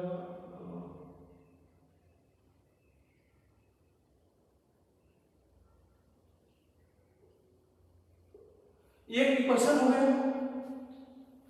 सुनो सुनो सुनो मेरी बात, ह्यूमन बॉडी में कौन कौन सी साइड होती है, इसको बोलते हैं वेंट्रल साइड, इसको बोलते हैं पीछे वाली साइड जहां अपनी पीठ होती है उसको डॉर्सल साइड बोलते हैं, ऊपर एंटीरियर साइड, नीचे पोस्टीरियर साइड, साइड में लेटरल। तो उसको सुनो, जो एंटीरियर साइड होती है उस साइड में हमेशा ह्यूमन बीइंग की मेमोरी ग्लैंड होती है, नोज होती है, नोज नहीं आता तो मेमोरी ग्लैंड जिस साइड होती है उसको वेंट्रल साइड बोलते हैं। मतलब ये मैं इस तरफ फेस कर रहा हूं तो ये वेंट्रल साइड हो गया, मेरी जो पीठ है वो डॉर्सल हो गई, जो मेरी रीढ़ है लास्ट है उसको लेटरल साइड बोलेंगे, और ऊपर वाली साइड को एंटीरियर बोलेंगे, नीचे वाली साइड को पोस्टीरियर बोलेंगे, है ना, ये सारी टर्म यूज होती है। अब क्या होता है, जो मैं अब पोस्टीरियर एंड की बात करूं, पोस्टीरियर एंड की बात करूं बेटा, तो पोस्टीरियर एंड में क्या होता है, स्टर्नम होता है। डोर्सल एंड में क्या होता है, पहले भी बताया था, वर्टिब्री, एक एक वर्टिब्रे से मिलके क्या बनता है, वर्टिब्रल कॉलम, वर्टिब्रल कॉलम बनता है ना। तो इस साइड अब मैं बता रहा हूं क्या होगा, वर्टिब्रल कॉलम होगा, यहाँ पे क्या होगा बेटा, वर्टिब्रल कॉलम, और यहाँ पे क्या हो गया, स्टर्नम, स्टर्नम हो गया, ये भी स्टर्नम हो गया। वेंट्रल साइड में स्टर्नम, डोर्सल में वर्टिब्रल कॉलम। तो बेसिकली मैं आपको लिखने का बोलूं तो what is thoracic cavity, thoracic cavity देखना, thoracic cavity is nothing but it's a ventrally situated with sternum, ventrally sternum से होती है, डोर्सली होती है वर्टिब्रल कॉलम से, लेटरली होती है रिब से, और पोस्टेरियरली होती है नीचे किससे होती है, एब्डोमिनल डायफ्राम से, किससे होती है, डायफ्राम से, है ना। तो ये जो हमारी वर्टिब्रल कॉलम है ना, थोरेसिक है ना, कि यहाँ से ऐसी रिब से जुड़ी होती है, ऐसी रिब की ऐसे लगी होती है ना, ये पीछे समझ लो वर्टिब्रल कॉलम है, ये रिब्स ऐसी लगी हुई है, 1 2 3 इस सारी रिब्स लगी है, तो ये रिब्स ऐसी लगी है, देखो यहाँ से,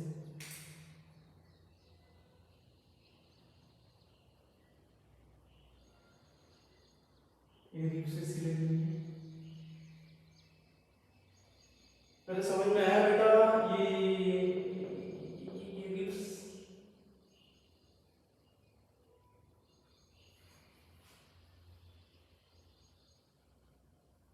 ये रिब्स लगी है, ऐसी किसी यहाँ पर भी लगी है, यहाँ पर भी लगी है, यहाँ पर भी लगी है, यहाँ पर भी लगी है, वापस यहाँ पर भी लगी है, यहाँ पर भी लगी है,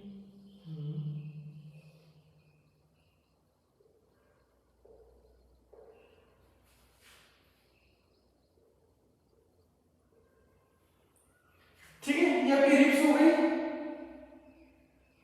ये आपकी रिब्स हो गई, दिख रहा, ठीक है, ये आपकी रिब्स हो गई, इसको बोलते हैं ये आपकी रिब्स हो गई, ठीक है। एंटीरियर एंटीरियर नहीं, वेंट्रल एंड है ना। क्या होता है स्टर्नम, डोर्सल में क्या होता है वर्टिब्रल कॉलम, यहाँ पे पीछे पीछे की साइड, ये मेरी ऐसी बॉडी है, इसको काट दिया, बॉडी को काट दिया, काटने के बाद इसमें से झांक सकते हो, ये मेरे शोल्डर रिमूव कर दिया, सर रिमूव कर दिया, उसके बाद मेरी कैविटी दिखेगी अंदर, आप झांक सकते हो, झांकने के बाद जो दिखेगा उस स्ट्रक्चर को मैंने ऐसे उठा के, मेरी बॉडी को ऐसे उठा के इसे प्लेस कर दिया।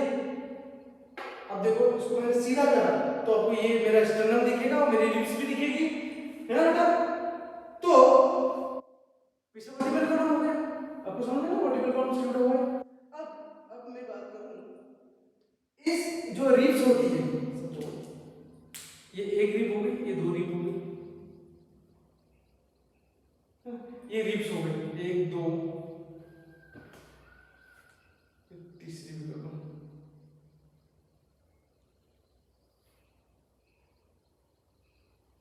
ये तीनों रिब हो गई, ठीक है बेटा, ये तीन रिब्स हो गई, है ना, तीन रिब्स हो गई, ये एक रिब दो रिब, ये तीन, इनके बीच में गैप रहेगा, इस गैप में मसल्स होती है, इन गैपों में मसल्स होती है, इन गैपों में मसल्स होती है, इन गैपों में मसल्स होती है, इन गैपों में मसल्स होती है, उस मसल को बोलते हैं इंटरकोस्टल मसल।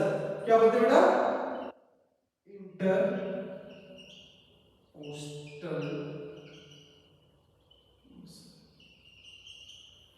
क्या होती है इंटरकोस्टल मसल, सुनना मेरी बात, आप समझ में आ गया। एंटरली स्टर्नम होता है, पोस्टरली क्या होता है वर्टिब्रल कॉलम, लेटरली क्या होता है रिब्स होता है, डोर्सली मतलब एब्डोमिनल की बात करें अपन, है ना, नीचे की साइड क्या होता है डायफ्राम होता है, ठीक है। अब तो मैकेनिज्म ऑफ ब्रीदिंग कैसे काम करता है, मैकेनिज्म ऑफ ब्रीदिंग कैसे काम करता है सुन, जब हम इनहेल करते हैं गैस, ऑक्सीजन को जब हम इनहेल करते हैं, इनहेलेशन के दौरान क्या होता है, हमारी रिब्स ऐसी पड़ी होती है,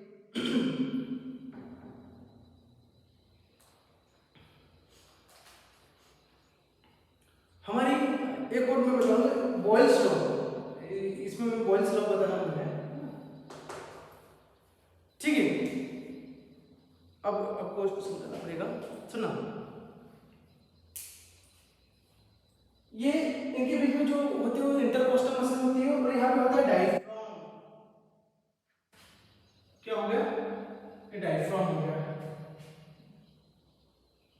डायफ्राम, इसको क्या बोलेंगे डायफ्राम, ये डायफ्राम हो गया, है ना।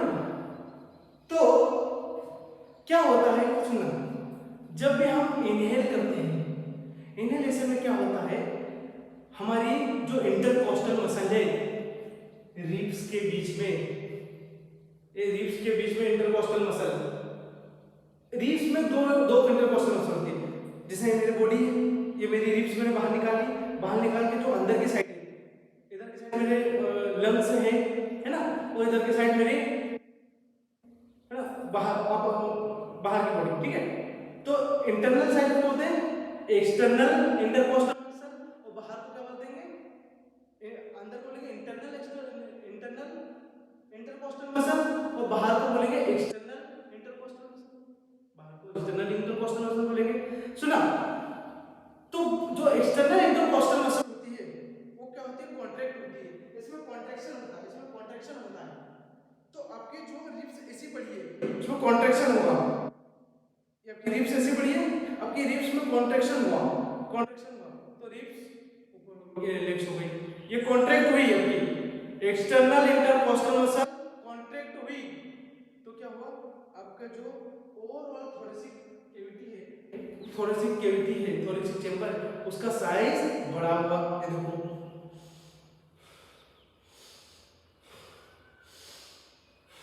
सांस लेते तो ये अपने इंटरकोस्टल मसल लिया, सांस ली, तो इंटरकोस्टल मसल क्या हुआ, कॉन्ट्रैक्ट हुई, तो उससे क्या हुआ, जो थोरेसिक चेंबर है उसका साइज इंक्रीज हुआ, साइज इंक्रीज होने से क्या हुआ, बॉयज लो, बॉयज लो पढ़ाना पड़ेगा, बॉयज लो बताता हूं मैं आपको। बॉयज लो क्या होता है ना, the pressure inside the vessel is inversely proportional to the volume। सुनना सुनना कैसे, बॉयज लॉ बताना। बॉयज लॉ क्या बोलता है कि जैसे एक कंटेनर है, इसमें कोई सी भी एक्स गैस है, इसी गैस को छोटे कंटेनर में डाल दिया और सेम अमाउंट ऑफ गैस, तो किसमें प्रेशर ज्यादा होगा, ऑब्वियसली जिसका साइज कम है, जिस कंटेनर का साइज कम है वहां पर प्रेशर ज्यादा होगा। तो यही तो बोलना बॉयज लॉ, लिखवा दूंगा मैं बॉयज लॉ। बॉयज लॉ क्या बोलता है, pressure inside the vessels, pressure inside the vessel is universally proportional to the volume। मतलब वॉल्यूम बढ़ा, प्रेशर कम हुआ, प्रेशर कम हुआ, वॉल्यूम, सुनना फिर से बताओ, फिर से बताओ, ज्यादा वॉल्यूम होगा तो प्रेशर कम होगा, क्यों गैस तो उतनी है, इस गैस के द्वारा इस कंटेनर की वॉल पर लगाया गया प्रेशर वो कम होगा, है ना। अब इसी गैस के द्वारा छोटे कंटेनर पर लगाया गया प्रेशर ज्यादा होगा, क्योंकि नंबर ऑफ पार्टिकल, गैस के नंबर ऑफ पार्टिकल उतनी ही है, और उससे एरिया कम होगा, एरिया कम होने के बाद कम एरिया में ज्यादा फोर्स लग रहा है, जिसकी वजह से प्रेशर बढ़ गया। तो बॉयज लॉ क्या बोलता है ना, the pressure inside the container is inversely proportional to the volume, volume बढ़ाओगे तो प्रेशर कम होगा। ठीक उसी प्रकार जब हमारे इंटरकोस्टल मसल कॉन्ट्रैक्ट करती है तो हमारे जो थोरेसिक चेंबर का है वॉल्यूम बढ़ जाता है, थोरेसिक चेंबर का वॉल्यूम बढ़ने से क्या होता है, वहां का प्रेशर कम हो जाता है, तो गैसेस कहां से कैसे मूव करेगी, higher pressure to lower pressure, जिसकी वजह से हम इनहेल कर पाएंगे। Inhalation is active process because उसमें मसल्स कॉन्ट्रैक्ट हो रही, मसल कॉन्ट्रैक्ट हो रहे तो एटीपी की आवश्यकता पड़ेगी, और जहां एटीपी यूज हुआ वो एक्टिव प्रोसेस हो जाती है बेटा, ये बात ध्यान रखना। जहां पर भी आप देखोगे कि एटीपी की आवश्यकता हुई, एटीपी की जिससे आवश्यकता हुई वहां पर क्या हो जाएगा, क्या होगा, वहां पे एक्टिव प्रोसेस हो जाएगा, और है ना, तो इंटरकोस्टल मसल कॉन्ट्रैक्ट होगी और डायफ्राम इस तरीके से डायफ्राम इन्फ्लेटेड हो जाएगा, तो इंटरकोस्टल मसल्स कॉन्ट्रैक्ट, डायफ्राम ऐसा था, ऐसा हो गया, पिचक गया, डायफ्राम ऐसा था तो फिर ऐसा हो गया, तो इसने भी कुछ वॉल्यूम बढ़ाया। एनसीईआरटी में लाइन लिखी है ना, एनसीईआरटी में क्या लाइन लिखी है, जो थोरेसिक चेंबर है इसका साइज बढ़ता है एंटरली टू पोस्टेरियरली एक्सिस, देखा ये एंटेरियर एंड है और पोस्टीरियर, पोस्टीरियर एंटेरियर एंड और पोस्टीरियर एक्सिस, ये देखो ऐसा ऐसा साइज बढ़ेगा, ये एंटीरियर, ये पोस्टीरियर, ठीक है, साइज बढ़ा है ना, साइज बढ़ेगा ऐसा, तो ब्रीदिंग, हम ब्रीदिंग कर पाएंगे, है ना, ये हो गया। अब हम इनहेलेशन की बात लिख लेते हैं, इसको इसको मिटा दो ना, इंटरकोस्टल मसल्स, डायफ्राम,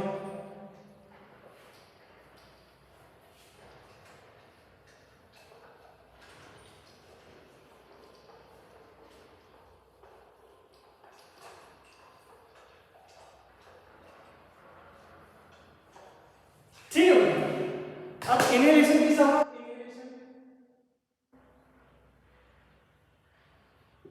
इनहेलेशन में क्या क्या हुआ, इनहेलेशन में क्या क्या होता है सुनना, पहले तो ये एक्टिव प्रोसेस होती है, active process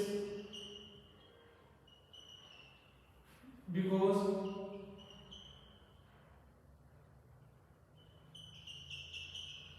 ATP negative use हुआ, उसको नेगेटिव नेगेटिव प्रेशर ब्रीदिंग बोलते हैं इसको, नेगेटिव प्रेशर ब्रीदिंग।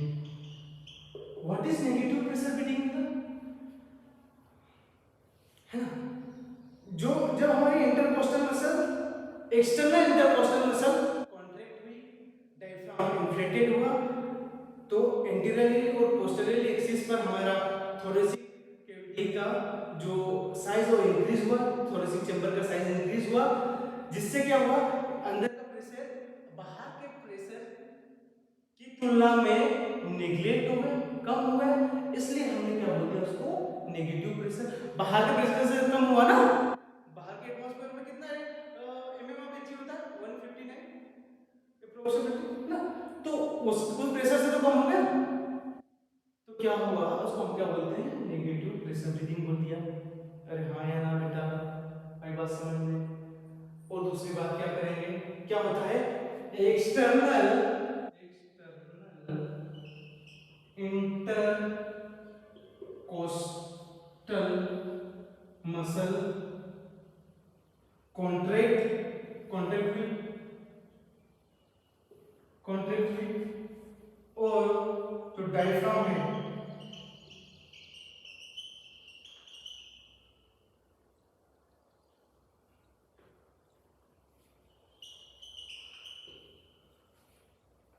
इन्फ्लेटेड हो गया,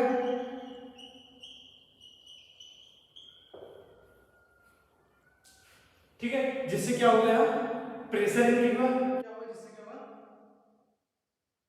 विच results in increasing the volume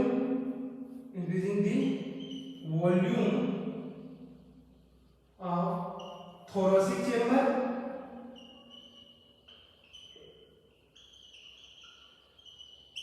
volume thoracic chamber का वॉल्यूम इंक्रीज हो गया, तो प्रेशर क्या होगा, सो प्रेशर डिक्रीज हो गया, प्रेशर डिक्रीज हुआ तो हाई से लो में गैस मूव करी, तो क्या हो गया अपने में इनहेलेशन।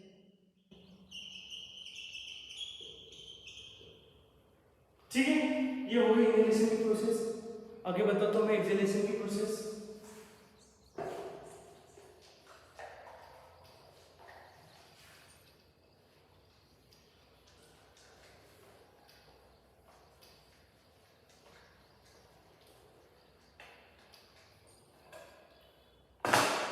एक्सहेलेशन की प्रोसेस में कुछ नहीं करना है,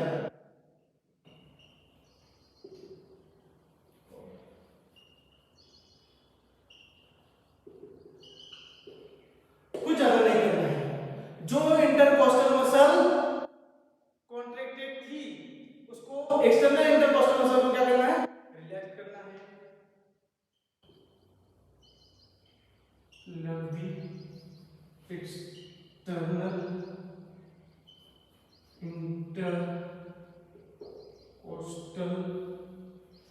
मसल्स, एक्सटर्नल इंटरकोस्टल मसल को रिलैक्स करा, डायफ्राम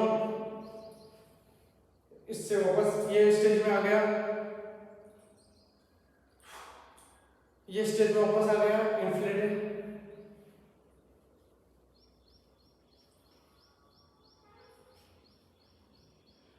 रिलैक्स हो गया डायफ्राम भी,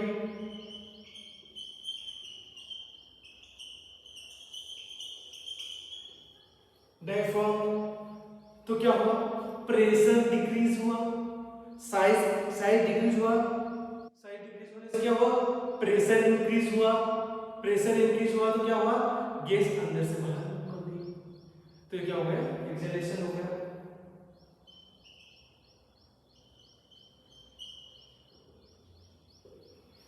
ये हमारा इनहेलेशन और एक्सहेलेशन खत्म। अब हम बात करेंगे एक्सचेंज ऑफ गैसेस की, हम बात करेंगे एक्सचेंज ऑफ गैसेस।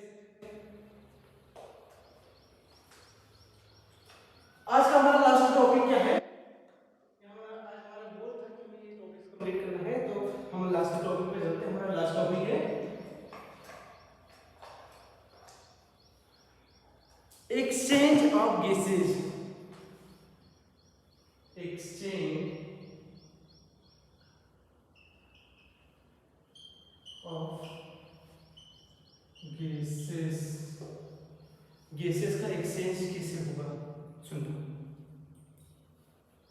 मैं अब डायरेक्ट समझा देता हूँ। मैंने अभी चीज आपको पढ़ाई है। जैसे ये एलुमिना हो गया,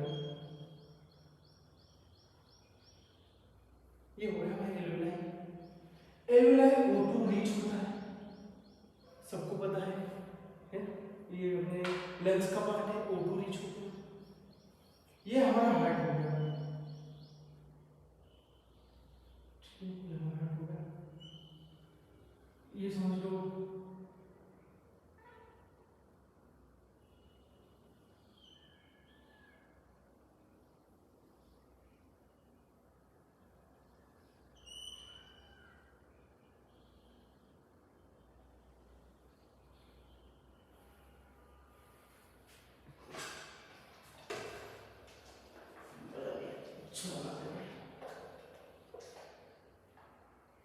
ये हमारा हो गया एलुमिनाई, ये हमारा हो गया लंग्स, ये हमारा हार्ट,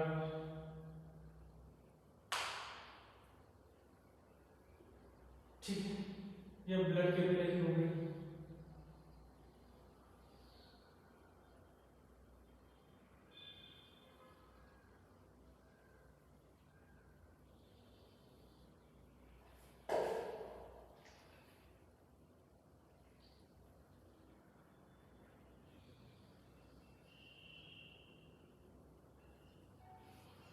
ये हमारा हार्ट हो गया, ये हमारी एलुमिनाई हो गई, लंग्स हो गए, समझ लो, ठीक है।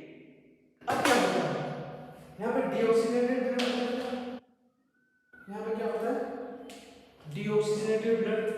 डीऑक्सीजनेटेड ब्लड कहाँ रहता है? ये डीऑक्सीजनेटेड ब्लड होगा, डीऑक्सीजनेटेड, डीऑक्सीजनेटेड ब्लड हो गया, ये भी डीऑक्सीजनेटेड ब्लड हो गया, है ना? CO2 rich. ये हो गया ऑक्सीजनेटेड ब्लड। इसको मैं अलग से ही बना देता हूँ, डीऑक्सीजन को ब्लैक से बना देते हैं, बढ़िया रहेगा। इसको ब्लैक से भी बना देते हैं।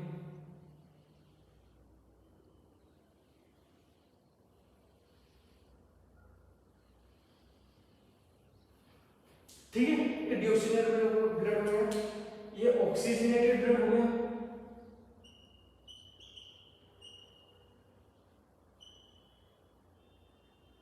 है ना? अब देखना ध्यान से कैसे एक्सचेंज होता है। यहाँ पे एक और बात करेंगे हम, जैसे एटमॉस्फेयर की बात करें तो एटमॉस्फेयर में बहुत सारी गैसेस हैं, समझो। यहाँ पर हम क्या कंसीडर करेंगे? एक पर्टिकुलर गैस का पार्शियल प्रेशर। पार्शियल प्रेशर क्या होता है मैं आपको बताता हूँ, बेटा सुनना। ये हो गया अपना एटमॉस्फेयर, ये हो गया एटमॉस्फेयर, एटीएम, एटमॉस्फेयर हो गया। एटमॉस्फेयर में सपोज करो बहुत सारी गैसेस है, O2 है, CO2 है, CO है, ये सारी गैसेस है ना? अब ये सारे एटमॉस्फेयर में है। अब इस एटमॉस्फेयर में हर एक गैस एटमॉस्फेयर में एक प्रेशर एक्सर्ट करती है, एक अपनी एक गैस का खुद का भी एक अस्तित्व होता है ना? फैमिली आईडी, एक तो फैमिली आईडी होता है, समग्र आईडी, समग्र आईडी होती है और फैमिली आईडी होती है ना? फैमिली आईडी में सब फैमिली का एक साथ मतलब बात करेंगे अपन टोटल प्रेशर, और समग्र आईडी मतलब particular partial pressure particular gas का, है ना? किसे भाई समग्र आईडी और फैमिली आईडी जानते हैं ना? पूरे परिवार की एक आईडी होती है जिसको फैमिली आईडी बोलते हैं, और उस परिवार में रहने वाले हर एक इंडिविजुअल की एक आईडी होती है, उसको समग्र आईडी बोलते हैं। तो समग्र आईडी क्या है? Partial pressure of a particular gas, मतलब पार्शियल प्रेशर, और टोटल प्रेशर क्या होगा? समग्र आईडी, फैमिली आईडी, सबका मिलके एक है। तो हम पर्टिकुलर एक गैस की बात कर रहे हैं, पर्टिकुलर एक गैस की बात कर रहे हैं, सुना? तो CO2 का एटमॉस्फेयर में अपना एक प्रेशर होगा, खुद का एक प्रेशर होगा, इतनी गैसेस होने के बाद भी उस प्रेशर को क्या बोलते हैं? उसकी यूनिट होती है mmHg। ठीक है, CO2 का अपना एक प्रेशर होगा, CO का अपना एक प्रेशर होगा। इस मिक्सचर में, एक मिक्सचर ऑफ गैसेस में हर एक गैसेस का अपना एक प्रेशर होता है। वो हर एक गैस अपने प्रेशर से इस वॉल पे प्रेशर एक्सर्ट करते हैं, उस प्रेशर को बोलते हैं पार्शियल प्रेशर। समझ में आया हर एक इंडिविजुअल का?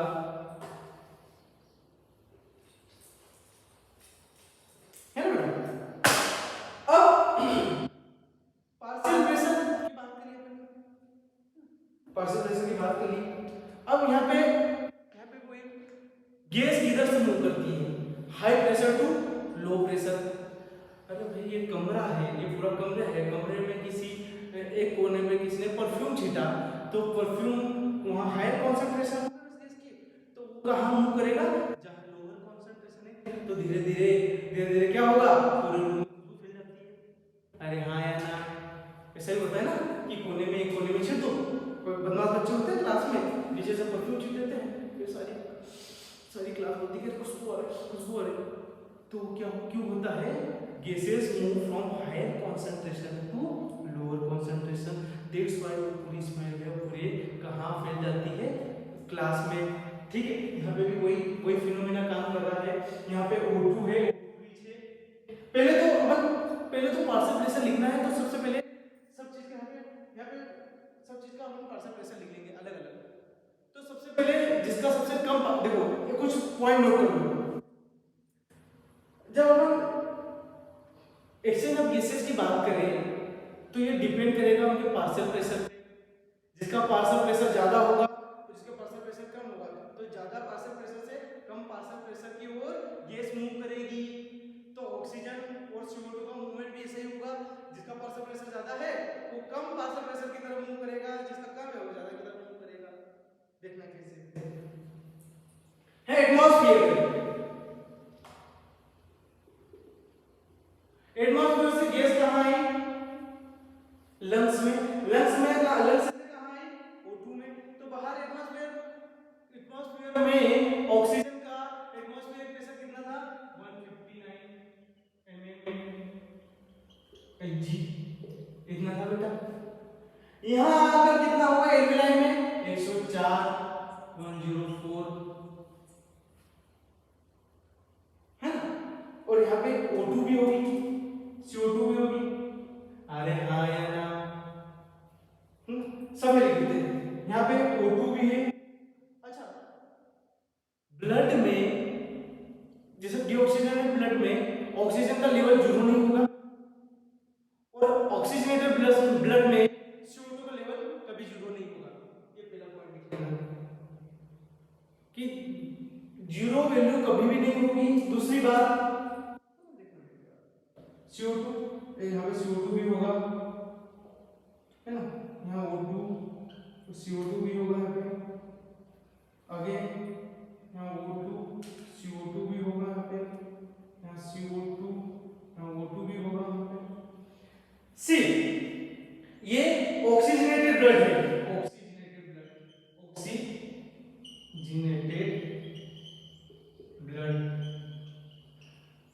तो यहाँ पे कितना पार्शियल प्रेशर था ऑक्सीजन का,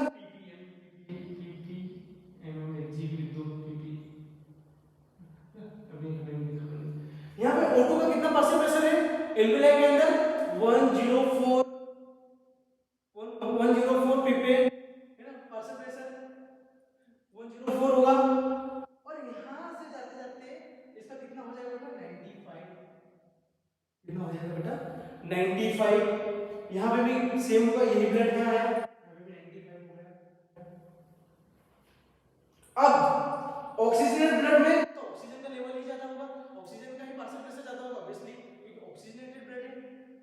अब एक बात ध्यान रखना, CO2 के बारे में एक बात बता रहा हूं मैं। CO2 का जो maximum to maximum partial pressure blood में होगा वो 45 से ज्यादा नहीं होगा। Maximum to maximum partial pressure of CO2 in blood कितना होगा, 45, 45 से ज्यादा नहीं होगा। इस बात का हमेशा ध्यान रखना, 45 से ज्यादा नहीं होगा, ये नहीं होगा।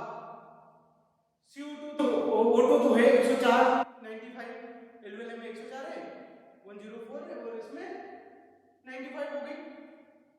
और मिनिमम टू मिनिमम कभी बात करें हम CO2 की, तो मिनिमम से मिनिमम कितना होगा उसमें? भाई ऑक्सीजनेटेड ब्लड में कहीं ना कहीं अमाउंट तो होगा, कहीं ना कहीं प्रेशर तो होगा, कहीं ना कहीं तो प्रेशर होगा CO2 का। तो मिनिमम से मिनिमम जीरो तो नहीं होगा, जीरो तो कभी नहीं होगा बेटा। मिनिमम से मिनिमम हो पाएगा वो 40, मिनिमम मैक्सिमम कितना होगा 45, और मैक्सिमम मैक्सिमम 45 होगा, मिनिमम होगा 40।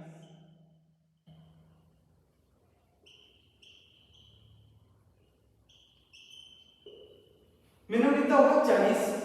तो सबसे पहले देख लो, यहाँ पे मिनिमम है, सुनो ऑक्सीजन ब्लड में पार्शियल रेशो ऑफ सबसे मिनिमम होगा, यहाँ पे 40 लिख दिया, यहाँ पे अरे अरे अरे अरे ब्लैक से लिखना है बेटा ताकि आपको अच्छे से समझ में आए। यहाँ पे 40 हो गया, ये भी 40 हो गया, ठीक। अब ऑक्सीजन ब्लड में है ना, अब डीऑक्सीजनेटेड हो गया ब्लड, तो मैंने बोला था मैक्सिमम CO2 का कितना होगा, मैक्सिमम कितना होगा 45। लो यहाँ पे मैक्सिमम, क्योंकि डीऑक्सीजनेटेड ब्लड है तो डीऑक्सीजनेटेड में सबसे ज्यादा क्या होगा CO2 होगा। तो CO2 मैंने बताया था मैक्सिमम से मैक्सिमम कितना हो सकता है 45, ये लिख दिया 45 है ना, अब मैंने 45 लिख दिया, और यहाँ पे भी क्या लिखेंगे 45 लिखेंगे। और यहाँ पे जो ऑक्सीजन का लेवल हो जाता है डीऑक्सीजनेटेड ब्लड में, वहां पे भी मैंने बताया कि किसी भी गैस का जीरो नहीं होगा, तो यहाँ पे क्या होगा इसका 40 हो गया, यहाँ पे 40 हो गए। अरे हाँ या ना। अब यहाँ पे क्या है CO2 का कंसंट्रेशन, यहाँ पे कितना हो जाएगा 104 है, तो यहाँ पे हो जाएगा बेटा 40 हो जाएगा। मिनिमम पे ले लिया 40 हो गया। तो अब कैसे एक्सचेंज होगा पार्शियल प्रेशर, यहाँ पे O2 को पार्शियल प्रेशर कितना है 104, यहाँ पे O2 का पार्शियल प्रेशर कितना है 02, मतलब कितना है 40 का 40 है ना, O2 का 40 है, तो O2 यहाँ से कहाँ मूव करेगी, इधर मूव करेगी, और ये यहाँ पे कम है तो यहाँ से कहाँ मूव करेगी, ब्लड कैपिलरी से कहाँ मूव करेगी ये एल्विलाई में, और एल्विलाई से कहाँ मूव करेगी ब्लड कैपिलरी में। ये हो गया एक्सचेंज।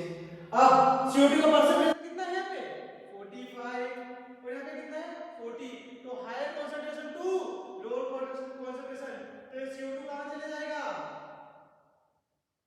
यहाँ पे समझ में आया, CO2 कहाँ चले गया, O2 अंदर आ गया, O2 अंदर आ गया, CO2 चले गया,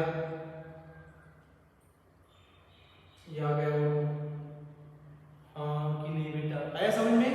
अब O2 आ गया, यहाँ पे उसको O2 का पार्शियल 95 हो गया, CO2 का 40 हो गया, क्योंकि ऑक्सीजनेटेड हो गया ब्लड, है ना, ऑक्सीजनेटेड हो गया।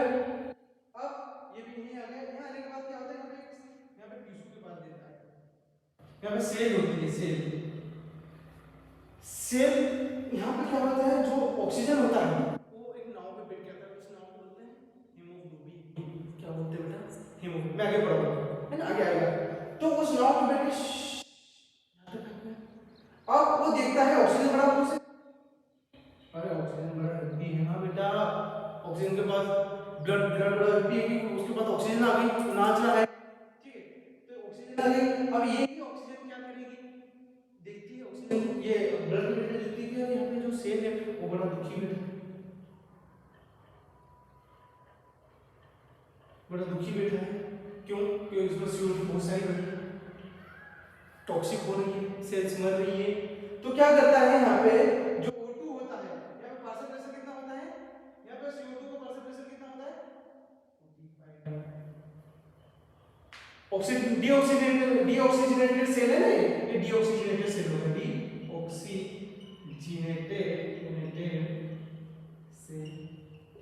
डीऑक्सीजनेटेड सेल होगा। डीऑक्सीजनेटेड सेल में CO2 का पार्शियल प्रेशर कितना होगा 45।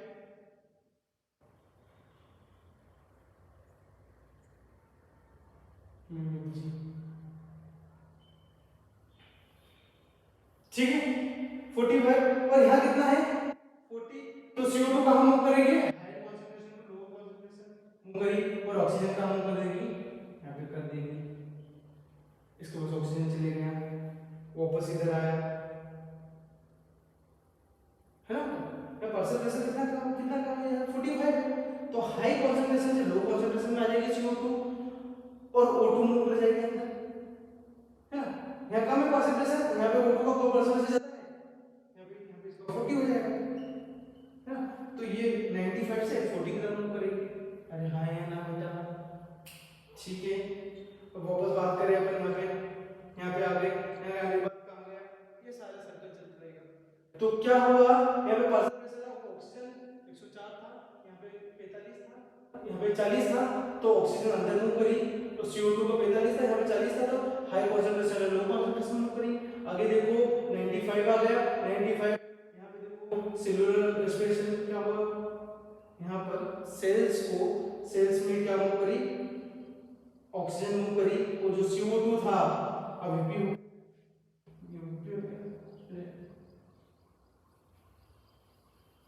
और मैं इसको एक सिंपल भाषा में समझाता हूँ ये आया समझ में ठीक है। इसी तरीके से एक्सचेंज होता है पार्शियल प्रेशर के बिना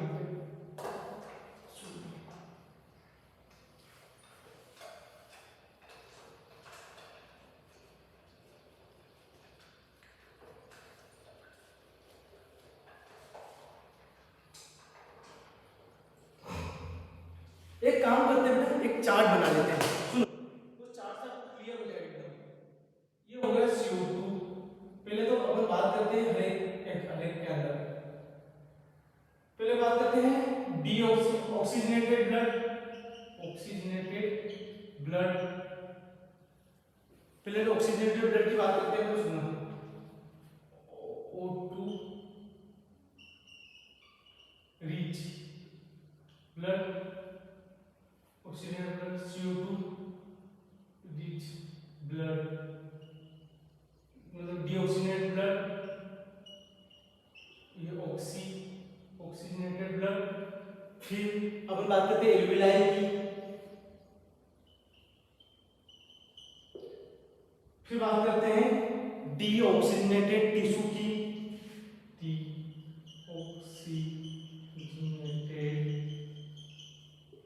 टिश्यू की सेल्स की है ना। तो यहाँ पे अपन सबका पार्शियल प्रेशर देखेंगे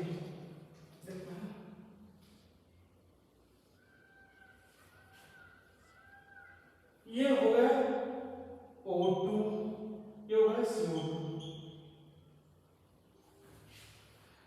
सबसे पहले बेटा मेरी एक ट्रिक ध्यान रखना सबसे पहले हम उसको लिख लेंगे जिसका पार्शियल प्रेशर कम तो ऑक्सीजन रिच ब्लड है ऑक्सीजनेटेड ब्लड है उसमें पार्शियल प्रेशर किसका ज्यादा होगा ऑक्सीजन का कम किसका होगा CO2 का। तो कम मिनिमम कितना हो सकता है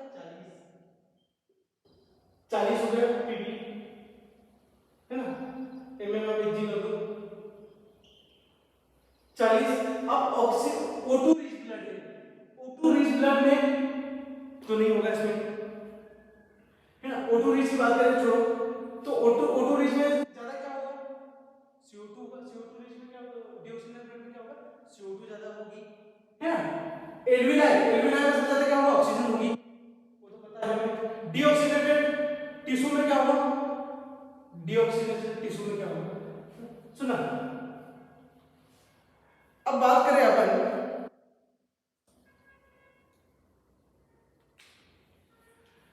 तो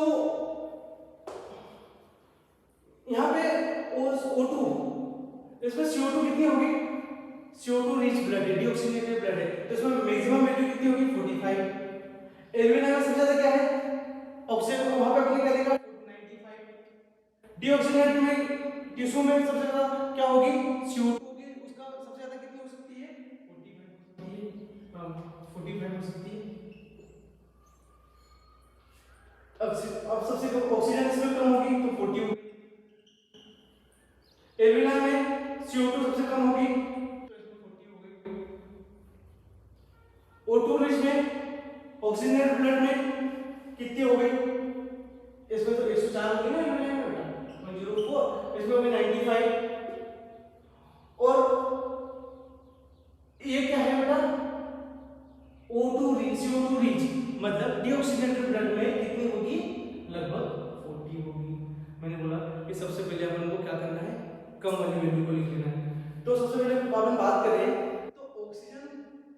ऑक्सीजनेटेड ब्लड में CO2 कितनी होगी 40 मिनिमम से मिनिमम। डीऑक्सीजनेटेड ब्लड में ऑक्सीजन कम होगी 40 डिग्री, है ना। एल्वेलाई में सबसे ज्यादा क्या होगी ऑक्सीजन होगी और कम क्या होगी CO2 होगी 40 डिग्री। डीऑक्सीजनेटेड में क्या होगा डीऑक्सीजनेटेड टिश्यू में सबसे कम क्या होगी ऑक्सीजन होगी 40 डिग्री। सबसे ज्यादा क्या होगी सबसे ज्यादा कितनी हो सकती है CO2 45। एल्वेलाई में एल्वेलाई की बात करते हैं एल्वेलाई में क्या है कितना रहता है 104 104 mmHg, है ना। और एल्वेलाई में कार्बन डाइऑक्साइड की मात्रा कितनी हो जाएगी 40, ठीक है। ये हमारा चार्ट है, इससे आपको अच्छे से क्लियर हो जाएगा। And thank you so much बेटा। अगली क्लास हम कंटिन्यू करेंगे। Thank you.